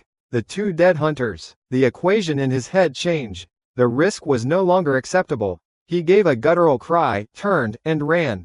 His men stumbled over each other to follow him, disappearing down an alley. I turned my attention to the pharmacy. I could see faces peeking through the cracks in the boarded-up window. Pale, terrified faces. One of them, a young woman with dirt smudged on her cheek and fear in her wide eyes, was staring at me. Not just at me, but at the spot where the hunter had been crushed. Her eyes held not just fear, but a dawning, desperate awe. That had to be her. Bianca. I gestured to Leona. Cover me. She nodded, her rifle sweeping across the remaining dead, which were slowly beginning to shuffle towards us again. I walked to the door of the pharmacy. It was barred from the inside. I knocked twice, a sharp, authoritative rap. Open the door. I'm not here to hurt you. There was a frantic shuffling inside, then the sound of a heavy bar being lifted. The door creaked open. The young woman, Bianca, stood there. Behind her were 2 other survivors, a man and a woman, both looking starved and on the verge of collapse. The air that wafted out was thick with the smell of sweat and antiseptic. She looked from my face to Leona's, then back at the clean, idling truck. She looked at our clothes, untouched by the filth of this world. She looked at my hands, which had just wielded a power she couldn't comprehend. The terror in her eyes was being replaced by something else. Hope. It was a dangerous, volatile thing. Get in the truck, I said. It was not a request. Now. They didn't argue. They scrambled out, tripping over themselves. Bianca helped the other woman, who was limping badly. I watched them pile into the extended cab of the F-150. Leona took down 2 more shamblers that got too close, the shots precise, economical. I walked back to the driver's seat. Before I got in, I looked at Bianca. Her eyes met mine. "Thank you," she whispered. "You saved us." I didn't answer. I just got in the truck and drove away, leaving the remaining dead to their mindless vigil. The return trip was silent. The rescued survivors were too stunned to speak. Leona remained at her post, ever watchful. When we passed through the gate and it sealed behind us, I heard a collective sigh of relief from the back. As soon as the truck was parked, a blue screen flashed in my mind. Mission complete. Rescue and recruit. Objective fulfilled. Target: Bianca, healing type ability user, secured. Reward: Level 3 pharmacy wing unlocked. Plus 500 apocalypse points. The warehouse doors slid open, and I pointed. "You'll stay there. There's food and water. Don't wander." I looked at Bianca. "You, come with me." She followed me without question, her steps hesitant. I led her not to the control room, but to a section of the supermarket that had previously been a dead-end wall. Now a new, sterilized white corridor stretched out before us. Automatic glass doors hissed open, revealing rows upon rows of pristine metal shelves. They were stocked with everything: antibiotics, painkillers, sutures, bandages, IV bags, blood plasma. The air smelled clean, sterile. A temple of medicine, refilled every night at midnight. Bianca gasped. Her hand went to her mouth. She looked at the shelves, then at me. It was the look of a pilgrim finding a holy relic. "After you've cleaned up and eaten," I said, my voice echoing slightly in the new space, "you will work here.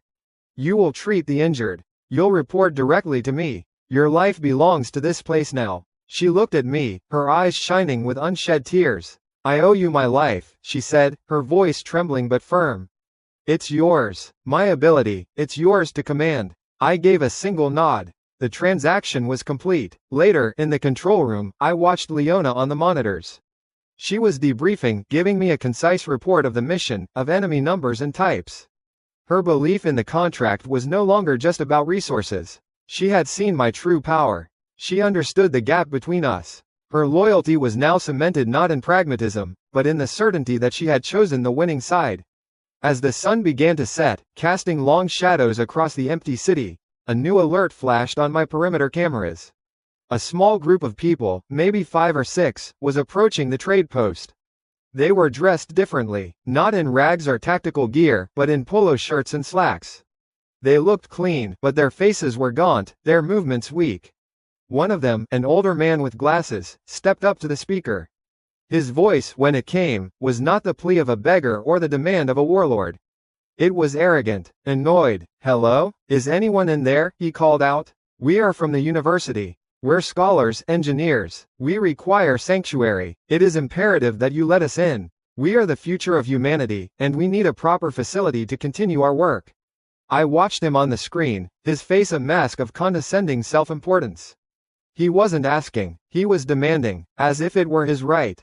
The future of humanity. The words were meaningless. Another transaction was about to begin, and they had come with nothing to offer. The voice from the speaker was thin, metallic, annoying. I watched the man on the primary monitor.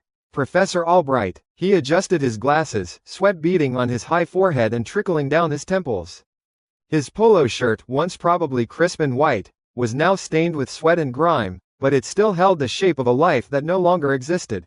He wasn't begging, he was stating a fact he believed to be self-evident. "We are the future of humanity," he'd said. I let the statement hang in the dead air. I let them stand out there in the oppressive heat, the sun beating down on the asphalt of the trading post's designated zone. On the screen, I could see the shimmering waves rising from the ground around them. 4 others stood behind the professor. 2 young men, 2 young women. College students, by the look of them. Their clothes were similar, khakis, clean-looking shirts, now ruined by the world. Their faces were a mixture of fear and impatience. They kept glancing at the high steel walls, the cameras that watched them, the silent, closed trading window.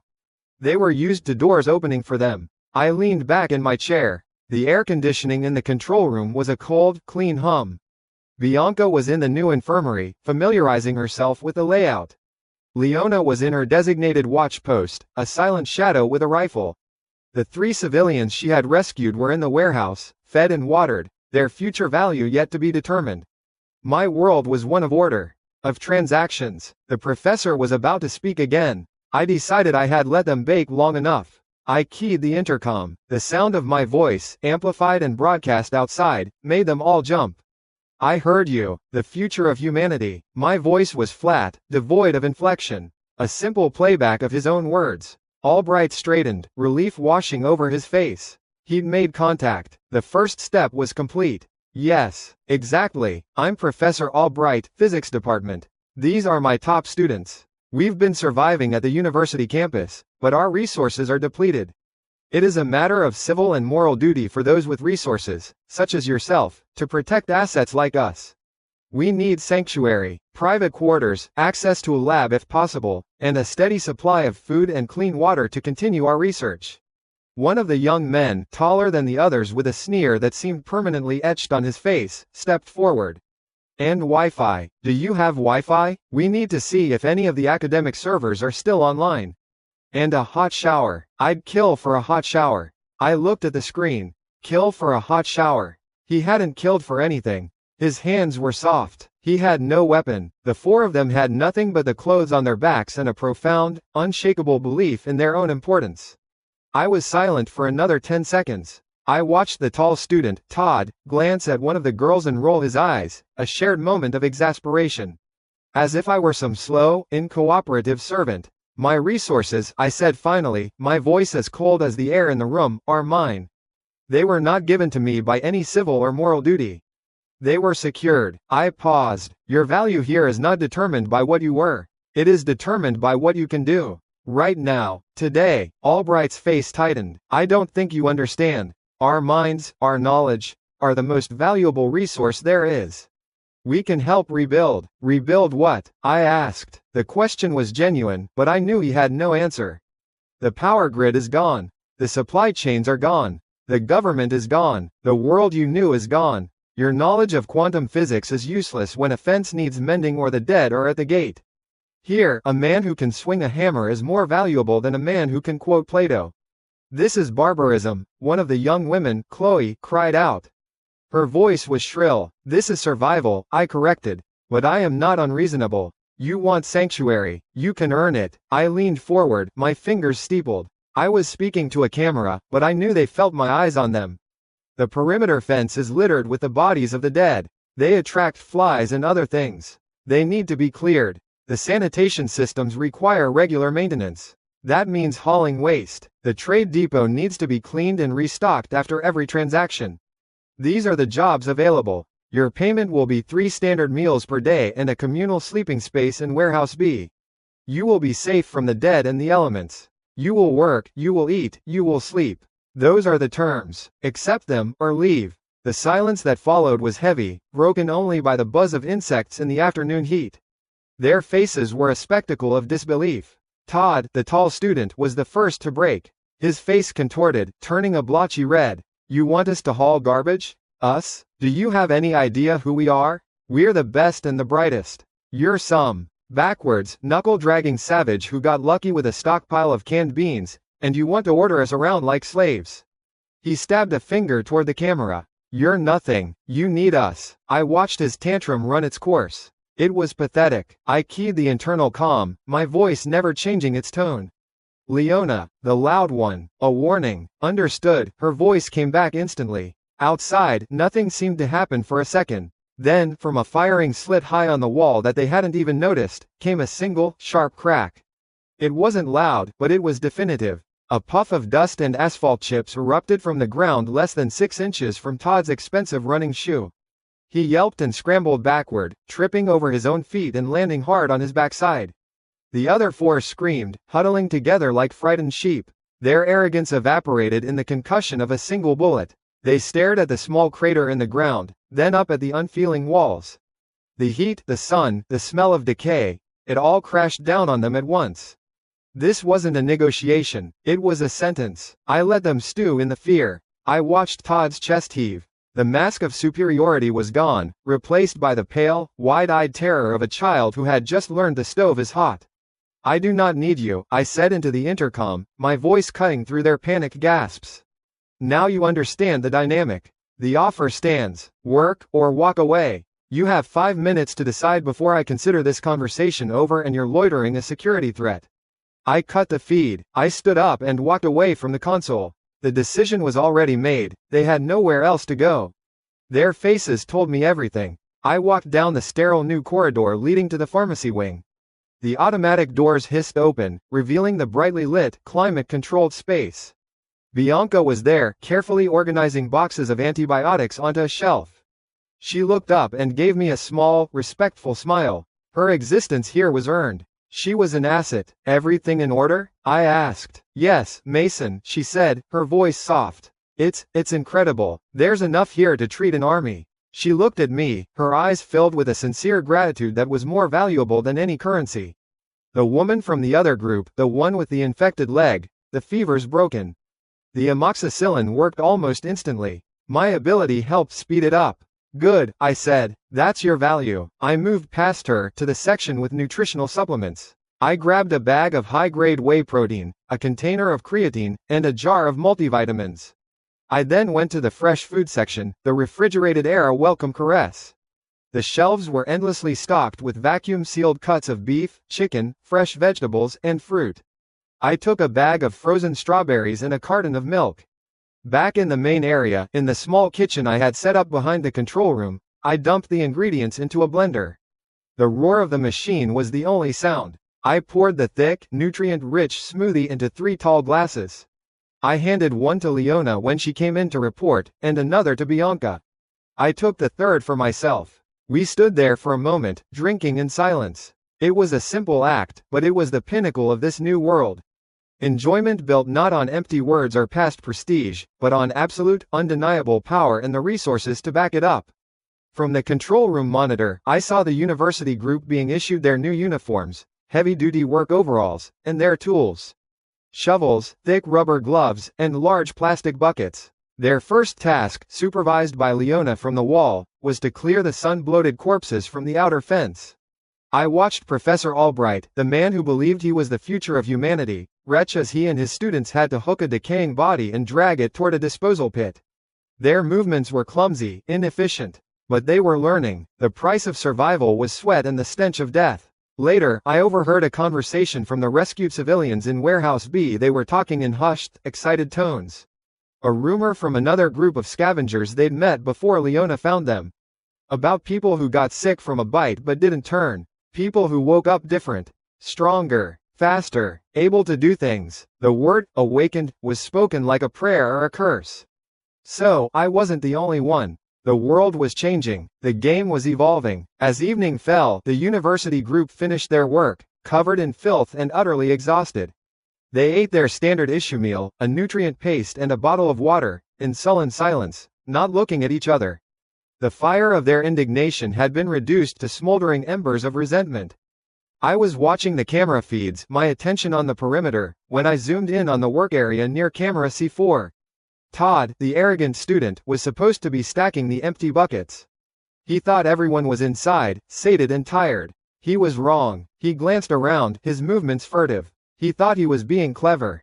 He pulled a small, black square from his pocket, no bigger than his thumb. A tiny red light blinked on its surface. He quickly found a small crevice in the concrete base of the camera stanchion, just out of the camera's direct line of sight, and wedged the device inside. A small, self-satisfied smirk touched his lips. He was planting a seed. A way to fight back. To find a weakness. He had no idea. On my main console, in the schematic view of the compound security network, a new icon had appeared the instant he activated his device. It wasn't alarming. It was just data. A small red triangle pulsed softly over the location of camera C4. Beside it, the system had already identified the foreign signal. The text was calm, clinical. Unauthorized wireless device detected. Type, short-range data relay. Protocol, isolate and monitor. I watched him walk away, rejoining his group with the swagger of a man who believes he has a secret ace up his sleeve. I took a slow sip of my water. The mouse had just set a trap for itself. I would let him think he was the predator for a little while longer. It would make his eventual education that much more effective. Day 26. The heat was a physical presence, a weight on the asphalt outside. From the control room through the high-resolution feed of camera B2, I watched them work. The professor and his students. Their movements were lazy, resentful. They pushed soiled containers around the disposal yard with the tips of their shovels, avoiding contact. When they thought the cameras weren't focused on them, they would stop, leaning on their tools, and whisper. Their faces were pinched with indignation. Leona stood beside me. She didn't look at the screens. She watched my face. "They're a liability," she said. Her voice was low, a piece of flint.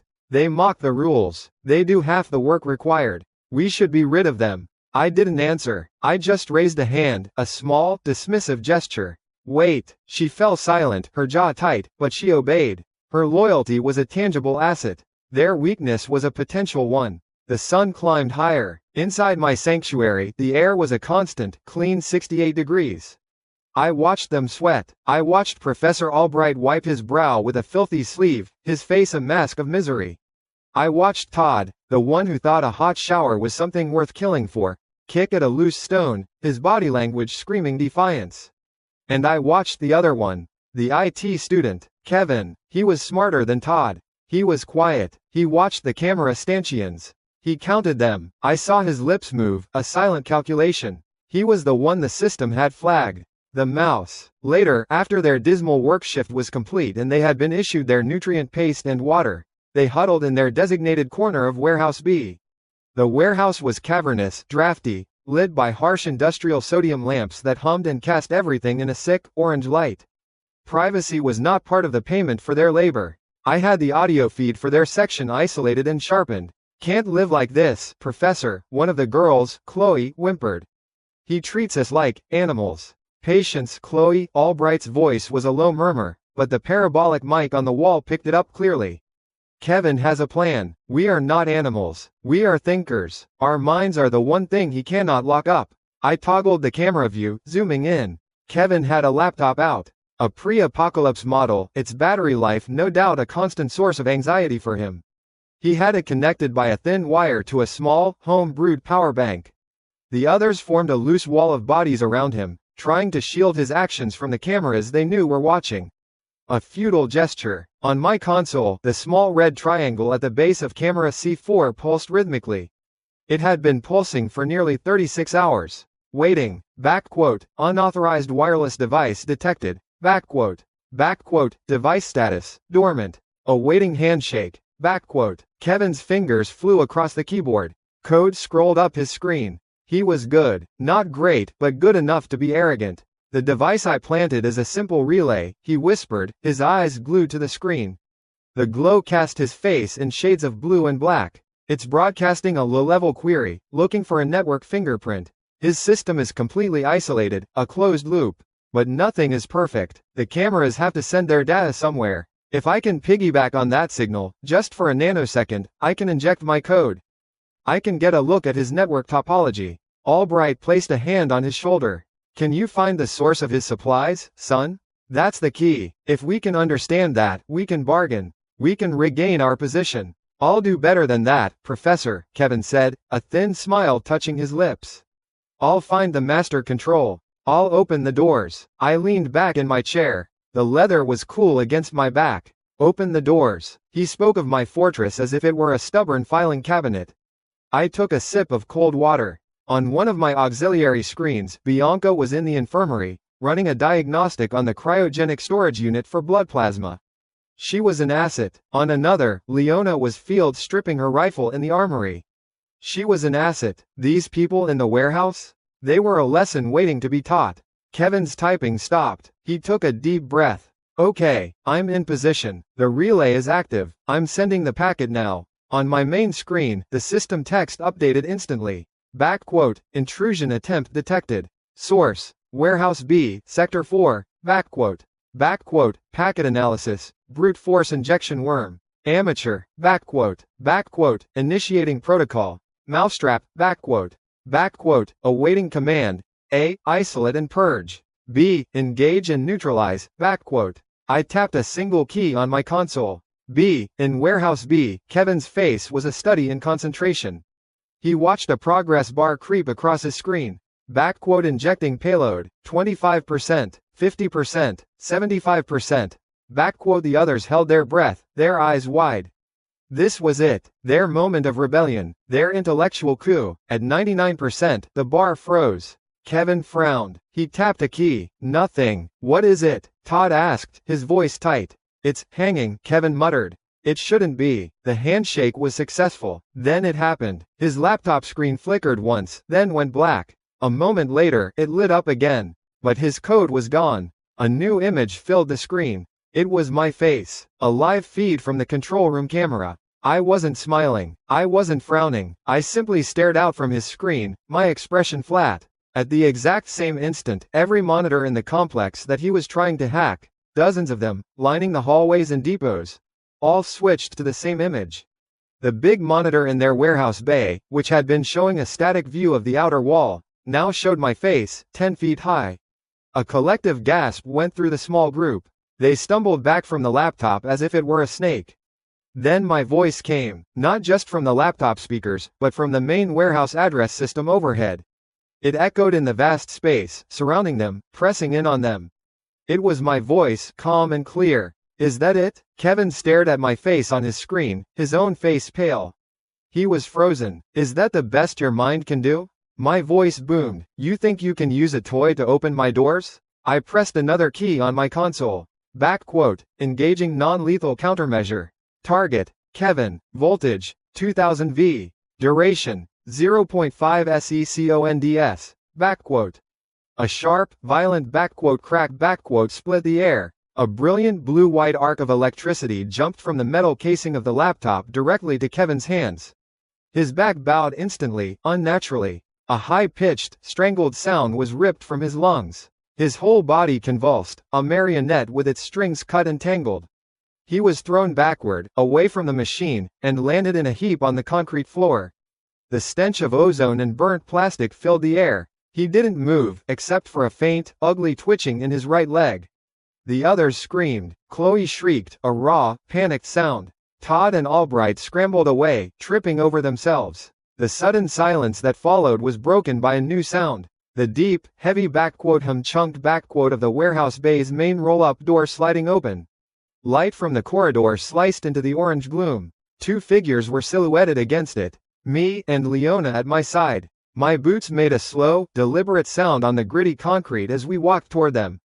Each footstep was an indictment. Albright found his voice first, stumbling forward, his hands raised in a placating gesture. A misunderstanding, a scientific inquiry. He was just curious. For the good of humanity, we need to understand. Stop talking, I said. The words were quiet, but they cut through his babbling like a razor. He froze, his mouth half open. I looked down at the twitching form of Kevin, then at the smoking laptop. I didn't look at Albright. In this place, my rules are science. My will is physics. You broke the rules. I looked up, my eyes meeting his. The professor's academic confidence crumbled, replaced by the primitive fear of a prey animal. A punishment is required. He started to babble again. Please, he's just a boy, we'll do anything, we'll work harder. Leona stepped forward. She didn't draw her weapon. She didn't need to. Her presence was enough. Shut up, she said. You will not be killed, I stated. It was not an act of mercy. It was a statement of fact. Killing you is a waste of a bullet. Your existence from now on will have a new purpose. I pointed a finger at Todd. You, gather all of their personal items. Anything that did not come from me. Photos, books, that power bank, put it all in a pile. Then I looked at Albright. Your group's work shifts are now doubled. 16 hours a day. Your food rations are halved. You will clean the latrines and the disposal pits. You are grade F laborers. The lowest designation. You will speak only when spoken to. You will obey every instruction without question. This is your value now. Their faces were a spectacle of horror. This was a fate worse than being thrown outside. It was the complete and utter demolition of their identity. Leona efficiently began collecting their meager possessions, her movements sharp and unforgiving. She took a worn photo from Chloe's pocket. The girl began to weep. I turned and walked away. The lesson was complete. Back in the quiet hum of the control room, the system displayed a new message. Security threat neutralized. Points awarded, 50. Current balance, 150. New upgrade available. System firewall, LVL1. Prevents and counters external electronic intrusions. Cost, 100 points. Backquote.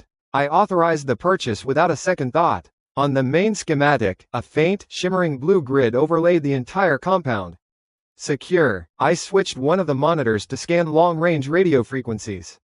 Most were static, the ghosts of a dead world. But one was active. It was military, crisp, formal. By the authority granted by the Continuation of Government Act, the Regional Provisional Authority at Fort Herman hereby declares martial law over this sector. All independent survivor enclaves are ordered to report their status, population, and resource stockpile for integration into the recovery effort. Non-compliance will be met with punitive action. This is not a request. The broadcast repeated on a loop. A new player had entered the game. One with guns, a chain of command, and a belief that they were in charge. A proximity alert chimed, sharp and insistent. I switched the main monitor to the front gate camera. 4 military Humvees were parked on the road just outside my fence.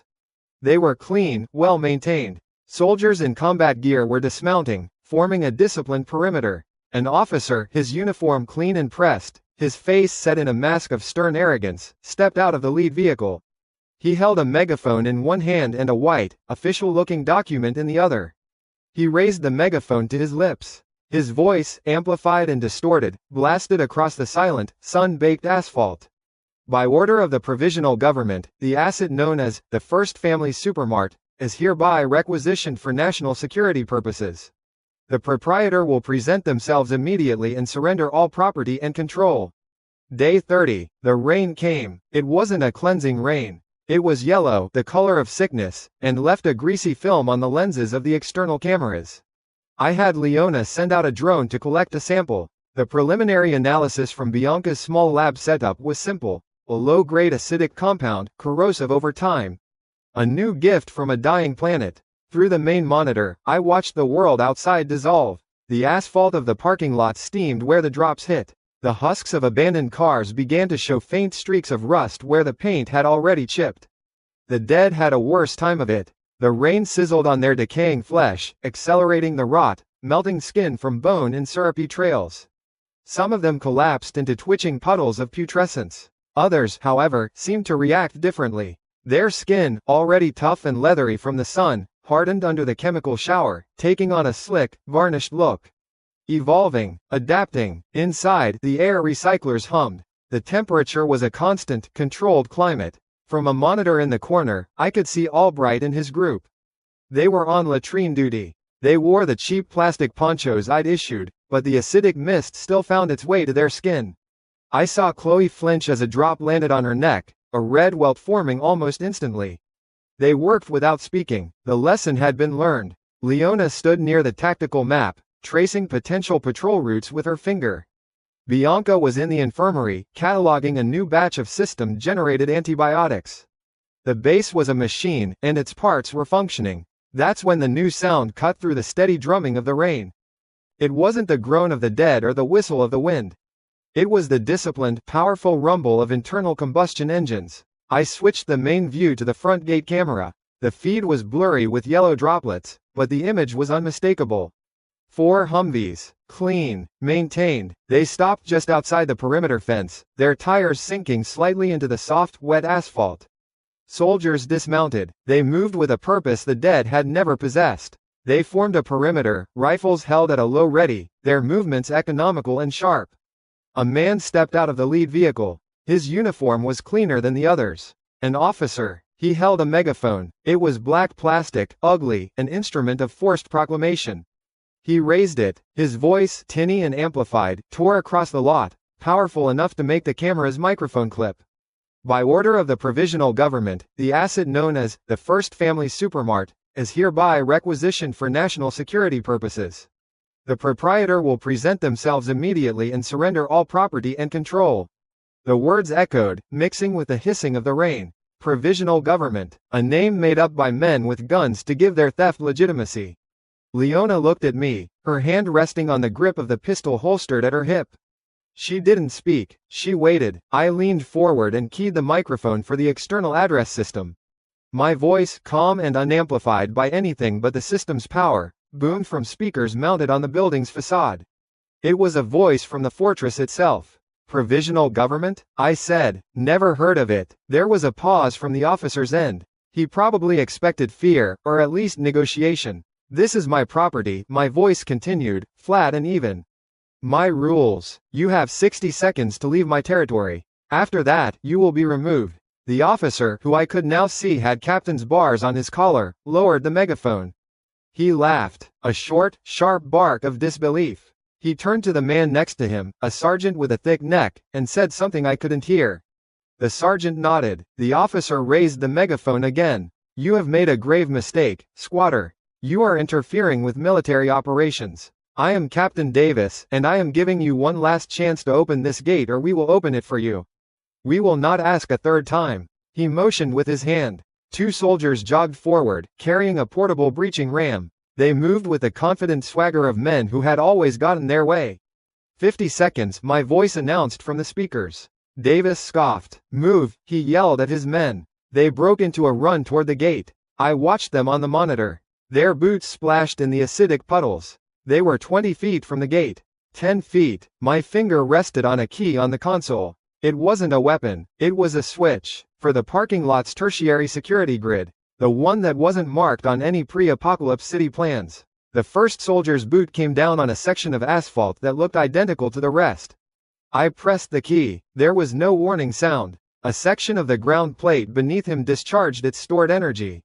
A brilliant blue-white light erupted upwards. A sound like a bullwhip cracking next to your ear. The soldier's body went rigid, his back arching violently. Every muscle seized. His scream was cut off before it could fully form, replaced by a choked gurgle as the electricity cooked him from the inside out. He dropped, spasming, smoke rising from the soles of his boots. The second soldier, right behind him, tried to stop but his momentum carried him forward. He stumbled into the same active zone. He went down just as fast, collapsing in a twitching heap. The other soldiers froze. Captain Davis stared, his mouth hanging open. The arrogance on his face evaporated, replaced by a flicker of shock. 30 seconds, the overhead voice stated. What the hell was that? Davis screamed, not at me, but at his sergeant. Mines? He was still thinking in terms of things he understood. This is not a negotiation, I said through the speakers. It is a countdown. Maybe it was pride. Maybe it was stupidity. Davis recovered his composure. They have defenses. Flank them. Use the vehicles for cover. Give me suppressing fire. His men, shaken but trained, raised their rifles. The muzzles were pointed at my building. At my home. They didn't get to fire a single shot. I didn't press another key. I just focused. My mind reached out, past the walls, into the rain-soaked air of the parking lot. I didn't see the energy. I felt it, a change in the physics of the space. The air above the soldiers thickened. It began without a sound. Captain Davis took a step back, a confused look on his face, as if he'd suddenly gained 100 pounds. Then his knees buckled. He grunted, a noise of pure physical strain, and fell to one knee. His men cried out, not in pain, but in confusion and effort. One by one, they were forced down. The pressure was immense, unseen, unstoppable. It was like a giant, invisible hand was pressing them into the earth. I intensified the effect. A pained groan escaped the sergeant as he was flattened onto his stomach, his helmet scraping against the concrete. The sound was wet and labored. Rifles clattered to the ground, dropped from hands that no longer had the strength to hold them. A soldier coughed, a thick, desperate sound, as the air was squeezed from his lungs. The metal on their Humvees began to protest. The heavy-duty suspensions groaned and then gave way with a series of sharp cracks. The frames bent downwards, the tires bulging under the impossible load until one of them burst with a loud bang. A spiderweb of cracks appeared on the ballistic glass of a windshield. Captain Davis was flat on the ground now, his face pressed into a puddle of yellow rainwater and grime. His megaphone lay a few feet away. His arms were pinned at his sides. He was trying to lift his head, his neck cords standing out, his face purple with strain. He was a bug under a boot. I looked at him through the zoomed-in camera. I saw the moment raw fear replaced military conditioning. The realization that this wasn't a trap. It wasn't a weapon. It was something else. Something he had no protocol for. I held the pressure for a full minute, listening to their strained breathing and the groaning of stressed metal. Then, I released it. The sudden absence of weight was as disorienting as its arrival. The men gasped, sucking in air in ragged, desperate heaves. The broken Humvees stayed crushed, monuments to their failure. I gave Leona a nod. Strip them. The main gate slid open. Leona and a team of 4 guards, all clad in tactical gear from my system stores, marched out into the rain. They moved with cold efficiency. They kicked weapons away from the soldiers, who were too weak and disoriented to resist. They pulled vests off, unclipped holsters, and emptied pockets. Rifles, sidearms, ammunition, grenades, comms gear, knives, keys. Everything was thrown into a growing pile. Captain Davis just lay there, shivering, as Leona's boot nudged his side. He rolled over. His face was a mask of shame and terror. "Get up," Leona said. Her voice was flat. He stumbled to his feet, followed by the rest of his pathetic unit.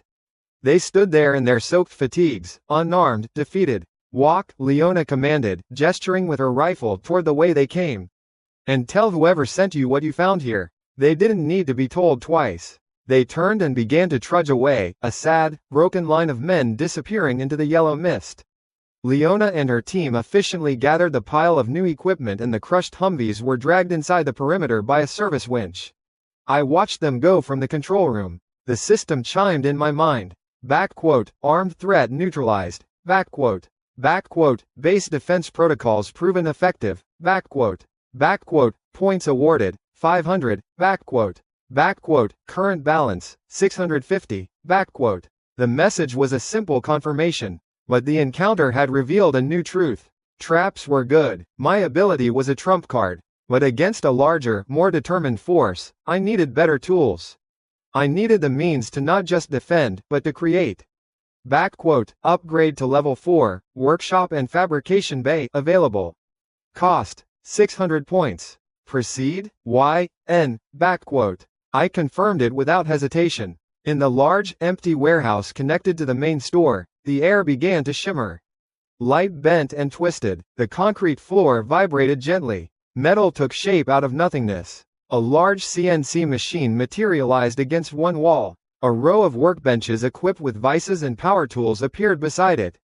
Shelving units stocked with raw materials, steel ingots, leather hides, polymer blocks, electronic components, rose from the floor. The scent of machine oil and hot metal filled the space. Upgrade complete. Level 4, workshop and fabrication bay unlocked. Starter blueprints awarded. Reinforced leather armor, alloy machete. Leona and Bianca came to stand beside me at the entrance to the new workshop, their eyes wide with the possibilities. Leona ran a hand over the cold steel of a heavy-duty press. Bianca was already examining the spools of copper wire and circuit boards. "Boss," a small voice said from behind us. I turned. It was a young woman, one of the general laborers Leona had rescued from a collapsed office building a few weeks back. She was thin, with grease smudges on her cheek and perpetually nervous eyes. I knew her name from the roster. Maddie. She flinched under my gaze but held her ground. Her eyes were fixed on the new machinery, a spark of something other than fear in them for the first time. "Sir," she said, her voice barely a whisper. She took a deep breath. The schematics on that milling machine. The component tolerances. I know them. Before all this, I was a final year student at State Tech. Mechanical engineering, honors program. She looked up at me, a desperate hope fighting the terror in her face. "I can make these things work. I can make them better." The girl, Maddie, stood there. Her knuckles were white where she gripped the hem of her dirty shirt. The statement hung in the air, thin and fragile. Mechanical engineering, honors program, words that belong to another world. A world of lecture halls and clean blueprints, not one of grease, fear, and the smell of rot. Leona's gaze flickered from the girl to me. I saw it in the slight tightening of her jaw. Doubt. The girl was bone-thin, trembled under my attention, and looked like a strong wind could snap her. This was a world for people like Leona, hardened by duty and instinct, or for me, with the system as my spine. This was not a world for nervous honor students. I looked at the girl, at her eyes. Behind the fear, there was something else. A desperate, burning fixation on the machinery behind me. It wasn't the look of someone wanting shelter. It was the look of an addict seeing a fix. My gaze moved to the console in my mind. The blueprints for the alloy machete and reinforced leather armor were laid out in clean, digital lines. Basic, functional, a starting point. I turned my head slightly, my voice flat in the echoing space of the workshop. Leona, boss, bring me the schematics for the breaching ram captain what's his name's men were using. And the armor plates from their vests. The ones that weren't shattered. She nodded once and moved without a word. Her team followed, their boots making sharp sounds on the concrete. They worked quickly, prying the damaged but salvageable armor plates from the tactical vests we had stripped from Davis's unit. They hefted the heavy, failed breaching ram onto a trolley and wheeled it over. I pointed to the main workbench. Put them there. The pile of captured equipment was laid out. Scratched, dented, but fundamentally understandable. Human technology. Flawed. I faced Maddie again. Her eyes followed my every move. I stepped aside, leaving a clear path to the workbench and the silent, waiting machines. The workshop is yours, I said. The words were not an offer. They were a command. Unlimited materials. The system provides everything you see on those shelves. Use it. I tapped my temple. I'm sending the standard blueprints to the main console. This, I gestured to the heap of captured gear, is your baseline. And your test. I didn't wait for her to respond. I turned to look at Leona, whose arms were now crossed. The doubt hadn't left her face. It was plain to see for everyone. Pity, maybe. A sense that I was wasting time on a lost cause. I want a weapon that can cut through that ram, I stated, my voice echoing slightly. And I want a piece of armor that can stop a round from their rifles, using one of these plates as a core. The blueprints are a guide. What they failed to do, you will succeed in doing. Prove your words have weight. Maddie didn't say thank you. She didn't say anything. She simply walked past me. The moment her foot crossed the threshold into the workshop proper, something changed. Her shoulders, which had been hunched in on themselves, squared. Her hesitant steps became sure. She didn't look at us. She walked straight to the main console, her thin fingers flying across the keypad I had just mentally linked for her. The lights in the workshop intensified with a low hum. One by one, the machines began to cycle on. The air compressor hissed to life. The arm of the CNC machine calibrated itself with a series of precise movements. Maddie's reflection was a small, determined shape in the polished steel. The fear was gone. It had been replaced by a focus so complete it was unnerving. Get your people back to their posts, I told Leona. She works alone. Leona's gaze lingered on the girl for a moment longer. The skepticism was still there, but now it was tinged with a sliver of curiosity. She nodded and led her team away. I stood there for an hour, watching from the doorway. The roar of a cutting torch filled the air, spitting a shower of white-hot sparks. Then the rhythmic, percussive slam of a power hammer, shaping metal. The high-pitched whine of a grinder followed, screaming as it bit into steel. There was no hesitation, no wasted motion. Every action flowed into the next. It wasn't the work of a student. It was the work of a master craftsman who had been starved of her tools. I left her to it. The sounds from the workshop did not cease for 28 straight hours. They became the new pulse of the base. The normal routines continued. Patrols went out, clad in ponchos against the acidic drizzle that had become a near-constant fixture. Bianca processed medical supplies in the infirmary. The survivors on latrine duty did their work with their heads down. But everyone could hear it. The sound of creation. Leona came to me in the control room. She hasn't eaten, or slept. Bianca tried to bring her a meal. She didn't even acknowledge her. Let her work, I said, my eyes on the monitors. On the morning of the second day, the sound stopped. The silence was sudden, heavy. Leona and Bianca were with me a minute later. We walked to the entrance of the workshop. The large metal door slid open with a hiss. The air inside was thick with the smell of ozone, hot metal, and coolant. Maddie stood by the central workbench. She was pale, with dark circles under her eyes that looked like bruises. Her clothes were stained with grease and her hair was matted with sweat. But her eyes were clear. They burned. On the workbench in front of her lay two objects. The first was a machete. It wasn't a crude, stamped piece of metal from the system's blueprint. This one was a single, flowing piece of dark gray alloy. The blade was almost 24 inches long, with a subtle upward curve. The edge gleamed with a wicked light, looking sharp enough to split a hair. The handle was not a separate piece bolted on, but was integrated into the tang, wrapped tightly in treated, textured black leather.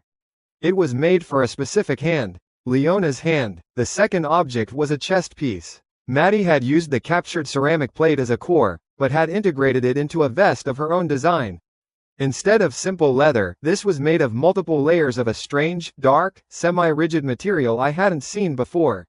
It looked like resin-impregnated hide, cured and shaped to fit a woman's frame. It was lighter, sleeker, and offered more coverage around the sides than the standard military issue vest. Maddie's voice was raspy from disuse. The machete alloy is a tungsten carbide blend. The molecular structure was reinforced during the forging process with a variable magnetic field. It's harder, and holds an edge better than the blueprint specified. She pointed a trembling finger at the vest. The armor is a composite. Laminated leather and polymer sheeting, with a non-Newtonian fluid layer injected between them. It's flexible under normal movement, but hardens instantly on impact. Lighter than standard issue, more effective. Leona stepped forward. She didn't look at Maddie. She looked at the blade. She picked it up. Her hand fit the grip perfectly. She gave it a single, expert swing, cutting the air with a nearly silent swish. Her eyes, for the first time, showed something other than doubt. They showed appraisal. The breaching ram, I said. It lay on the floor where Leona's team had left it, a thick cylinder of reinforced steel. Leona walked over to it. She didn't hesitate. She raised the machete high, her muscles bunching. She brought it down in a powerful, clean arc. There was no loud clang of impact. There was only a sharp, high-pitched shing sound. The head of the ram, a solid 6 inches of steel, fell to the floor with a heavy thud. It had been severed. The cut was perfectly clean, the edges smooth as glass, gleaming in the workshop lights. A collective gasp came from the guards standing behind us. Leona stared at the 2 pieces of the ram, then at the blade in her hand. Not a single chip or scratch marred its surface. She looked up, past me, and her eyes finally met Maddie's. The skepticism was gone, wiped clean. It was replaced by shock, which then morphed into a deep, profound respect. She walked back to the workbench, put the machete down gently, and picked up the chest piece. It was lighter than she expected. She slipped it on over her uniform. It settled onto her shoulders and torso as if it had been molded for her. She twisted, crouched, and went through a series of combat motions.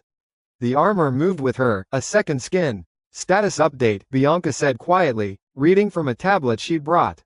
The provisional government has pulled back. Our drone feeds show they've set up an observation post about 3 miles out. They're watching us. They haven't tried to make contact since the incident. They're afraid, Leona said, her voice low. She tapped the armor on her chest. They have no idea what we have in here. She looked at Maddie. What she can do. I walked over to Maddie. She seemed to shrink back as I approached, the engineer retreating and the timid girl returning for a moment. I stopped in front of her. This is your place now, I said. You are the chief engineer of this facility. Leona's security team is your priority. Outfit them. Then, I want you to review the base's external defenses. The electrical grid, the physical barriers. I want schematics for improvements on my desk in 1 week. A flicker of the fire returned to her eyes. Yes, sir. For the first time, she looked at me not just with fear, but with a fierce loyalty. I had not given her safety. I had given her a purpose. I had given her a forge to practice her religion. Later that night, I was in the control room, reviewing Maddie's preliminary sketches. They were brilliant, not just upgrades, but complete reimaginings of the defensive systems. Retractable barricades, automated turret emplacements, a more efficient power distribution for the arc traps. The potential was limitless. The acid rain pattered against the reinforced windows, a constant, dreary rhythm. The base was secure, growing. A new alert tone cut through the quiet hum of the room. It wasn't a standard proximity warning. It was a high-priority threat chime. Red text flashed across the main screen. Warning. High-energy kinetic anomaly detected. Pyrokinetic signature. Approaching east perimeter. Threat level. Significant. I keyed the command, jumping the main view to the eastern gate's long-range thermal camera. The image was grainy, distorted by the downpour, but the shapes were clear. One small, fast-moving heat signature was in the lead, running, stumbling. Behind it, a second, much larger signature followed. It was massive, 3 times the size of a normal infected, its form a hulking, lurching monstrosity of fused flesh and bone. I zoomed in. The lead figure was a woman. Her thermal signature flared brightly around her head, indicating a shock of what had to be vibrant red hair. As I watched, she stumbled, caught her balance, and threw a hand back. A ball of intense white heat erupted from her palm, streaking through the rain and slamming into the monster's chest. It barely slowed the creature down. She was exhausted, her movements were becoming sluggish, and she was running straight for my gate. The red text on the screen pulsed. A heartbeat, not mine. The systems, warning, high energy kinetic anomaly detected. Pyrokinetic signature, approaching east perimeter, threat level, significant. My fingers didn't move on the console. My eyes stayed on the thermal feed. The acid rain fell in a steady, corrosive sheet, making the image swim. A small, bright white shape, a person, ran through the downpour. It was frantic, desperate. 50 yards behind it, a much larger heat signature followed. A walking furnace of rage. It wasn't just big, it was a deformity, an engine of muscle and bone that lumbered with a purpose the lesser infected never had. The smaller shape, the woman, fell. Her heat signature flared as she hit the mud-slicked asphalt outside my walls. She pushed herself up. I saw her look over her shoulder. She threw a hand back, a gesture of defiance. A smaller ball of white-hot energy shot from her palm. It crossed the distance in a second and hit the monster's chest. A bloom of heat, then nothing. The creature didn't even break stride. The eastern perimeter camera was close enough now. I switched feeds. The visuals were clearer under the floodlights, despite the distorted curtain of rain. Red hair, plastered to her skull, dark with rain and grime, but undeniably red. She was running for my gate. Her face was a mask of exhaustion and terror. She was losing ground. The monster, this juggernaut, was relentless. Each of its steps ate up the ground between them. The external speaker on my console crackled to life, carrying her voice. It was sharp, ragged with exertion. Hey, in the building, open the goddamn gate. It wasn't a plea, it was an order. The arrogance was startling. A person about to be pulped by a 10-foot-tall monster was giving me orders. Leona's voice came over my private comm. Boss, hold position, I said. My eyes did not leave the screen. The woman reached the main gate. She slammed her fists against the corrugated steel. The sound was a dull, wet thud, lost in the hiss of the rain. Are you deaf? Open this thing, now, she screamed. The juggernaut was 30 yards away. 20. She spun around, facing my gate. She held her hands together. The air around her fists seemed to shimmer, even through the rain. A sphere of fire, brilliant and orange, coalesced between her palms. It grew to the size of a basketball, sputtering and spitting. It was a considerable display of power. Useless but considerable. She screamed, a raw sound of frustration, and shoved the fireball forward. It flew through the air with a low roar and impacted the gate. Humph! The steel shuddered. A large, black scorch mark appeared on the metal, circular and ugly. The paint bubbled and peeled away. The gate held. It didn't even dent. The woman stared at the black mark, her shoulders slumping. The fire was gone. All that was left was the girl. She turned, her back to my gate, as the juggernaut's shadow fell over her. It was even bigger up close. Fused plates of bone like chitin covered its chest and shoulders, glistening under the lights. One arm was a normal, if oversized, limb of corded muscle. The other was a club of solid bone, ending in a jagged mass of fused knuckles. It drew that club arm back. I focused, not on the gate controls, not on the electrical grid. I focused on the space just in front of the woman. I felt the connection, the invisible threads that bound me to the area around my supermarket. I pulled on one. The air in a 5-foot sphere around her solidified. The juggernaut's arm came down. A mass of bone and hate moving with enough force to turn a car into scrap metal. It was aimed directly at her skull. Boom! The sound was not the wet crunch of flesh and bone. It was the deep, concussive report of a cannon firing. The juggernaut's arm stopped dead, a foot from her hair. It hit a wall that wasn't there. The air itself shimmered, distorting the light. The creature was thrown off balance by the sudden resistance, staggering back a step. The ground beneath its feet cracked from the force of its own blow, but the woman was untouched. She hadn't even been moved by the shockwave. She stood frozen, staring up at the limb that should have killed her. Her mouth was open, the rain dripped from her chin. The juggernaut let out a guttural roar of confusion and rage. It raised its arm to strike again. It was a waste of energy. My energy. I shifted my focus from defense to offense. My mind's eye saw the creature not as a monster, but as a collection of parts. I found the target, the thick, armored plate of its skull. I did not need to see it to know where it was. I established a point of pressure, no bigger than a pinhead, inside its cranium. Then I squeezed. There was no sound at first. Just a sudden, violent contraction. The juggernaut's roar cut off. Its massive body went rigid. Its head seemed to fold in on itself. Then came the noise, a wet, percussive crunch. It was the sound of a bowling ball full of jelly being dropped onto concrete. The thick bone plates of its skull cracked and then collapsed inward. A fountain of black fluid and pulp gray matter shot from its eye sockets before being sucked back into the epicenter of the collapse.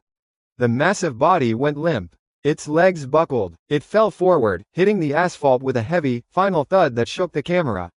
It landed face down in a growing puddle, its head a ruined crater. Dead. Utterly and completely dead. Silence. The only sound was the steady hiss of the acid rain washing the gore from the pavement. The woman sank to her knees. She stared at the unmoving mountain of flesh. Then her head turned slowly, looking back at the blank, unscorched, unyielding steel of my gate. The arrogance was gone, burned away. Her power, the fire she wielded with such pride, had done nothing but blacken the paint. My power, unseen and unheard, had snuffed out the threat with a single thought. I keyed the comms. My voice was level. Leona, Maddie, get a collection team. Full hazardous environment suits. I want that corpse dragged inside and processed. I want tissue samples, bone density readings, armor tensile strength. Find the crystal. I want to know what makes these things tick. On it, boss. Leona's voice was crisp. Professional. I watched the screen for another moment. The woman hadn't moved. She was just kneeling in the rain, a small figure next to a dead giant. My dead giant. With a low hiss of pneumatics, the main gate began to retract upwards into the wall. I turned from the control room and walked toward the loading bay. By the time I arrived, the gate was fully open. The cool, chemical-scented air of the interior spilled out into the toxic night. Leona stood just inside the threshold, flanked by two of her security team. They were clad in the new armor Maddie had designed, the dark composite material sleek and functional. They held the new tungsten carbide machetes, the blades gleaming. They looked like soldiers from the future. The red-haired woman, Rory, staggered to her feet and stumbled inside. She was drenched, shivering, and covered in mud. She walked past Leona's guards as if they were statues, her eyes sweeping across the cavernous, clean, well-lit loading bay. She saw the stacks of neatly organized supplies, the parked forklift, the sheer scale of the place. Her gaze finally landed on me as I stood by the interior door. She stopped. Her jaw worked for a moment. She was trying to reassemble her shattered pride. You could have opened the gate sooner, she said. Her voice was weak, but still laced with an echo of its earlier defiance. I could have left it closed, I replied. I didn't raise my voice. I didn't need to. I could have watched that thing tear you apart on my front step. Your survival was not my priority. She flinched. The truth of it hit her. What was that? She asked, her voice barely a whisper. How did you? I have my methods, I said, cutting her off. I took a step forward. Behind me, Bianca appeared, holding a clean towel and a standard-issue jumpsuit. You're on my property. You tried to damage my gate. You demanded entry. You owe me. Rory's head snapped up. I have nothing. You have your ability, I stated. It wasn't a question. Here are the terms. You can have shelter. You can have food that isn't trying to kill you. You can have safety from the things outside. In exchange, you stay. You work. Your ability, your fire, belongs to this base. Which means it belongs to me. You will be a weapon in my arsenal. Those are the terms. Accept them, or the gate closes behind you. She stared at me. Her green eyes, clear now that she was out of the rain, searched my face for any hint of negotiation. She found none. She had prided herself on her strength, the power to create fire from nothing. It had made her a queen in the wasteland. But she had just run into a god. She had seen her power mocked by a steel door, and then seen the monster that defeated her obliterated without a fight. The choice was simple. Follow the strongest. It was the oldest rule of this new world. Her shoulders sagged in final defeat. The last bit of fight drained out of her. Yes, she finally said. Sir. I gave a curt nod to Bianca, who stepped forward and handed the towel and clothing to the newcomer. I turned and walked away, leaving them to it. The fourth piece of my collection was now in place. Leona, the shield. Maddie, the forge. Bianca, the healer. And now, Rory, the sword. Later, Maddie's report came in. The Juggernaut's bone armor was a chitinous composite, harder than steel plating. Its muscle tissue was hyperdense, and deep in its chest cavity, nestled near its spine, was a crystalline node, larger and more complex than any we had collected from the common infected. It pulsed with a faint, residual energy. A new resource, a new path for upgrades. Bianca's report followed an hour later. Scans of other survivor enclaves, picked up from stray radio chatter, were grim.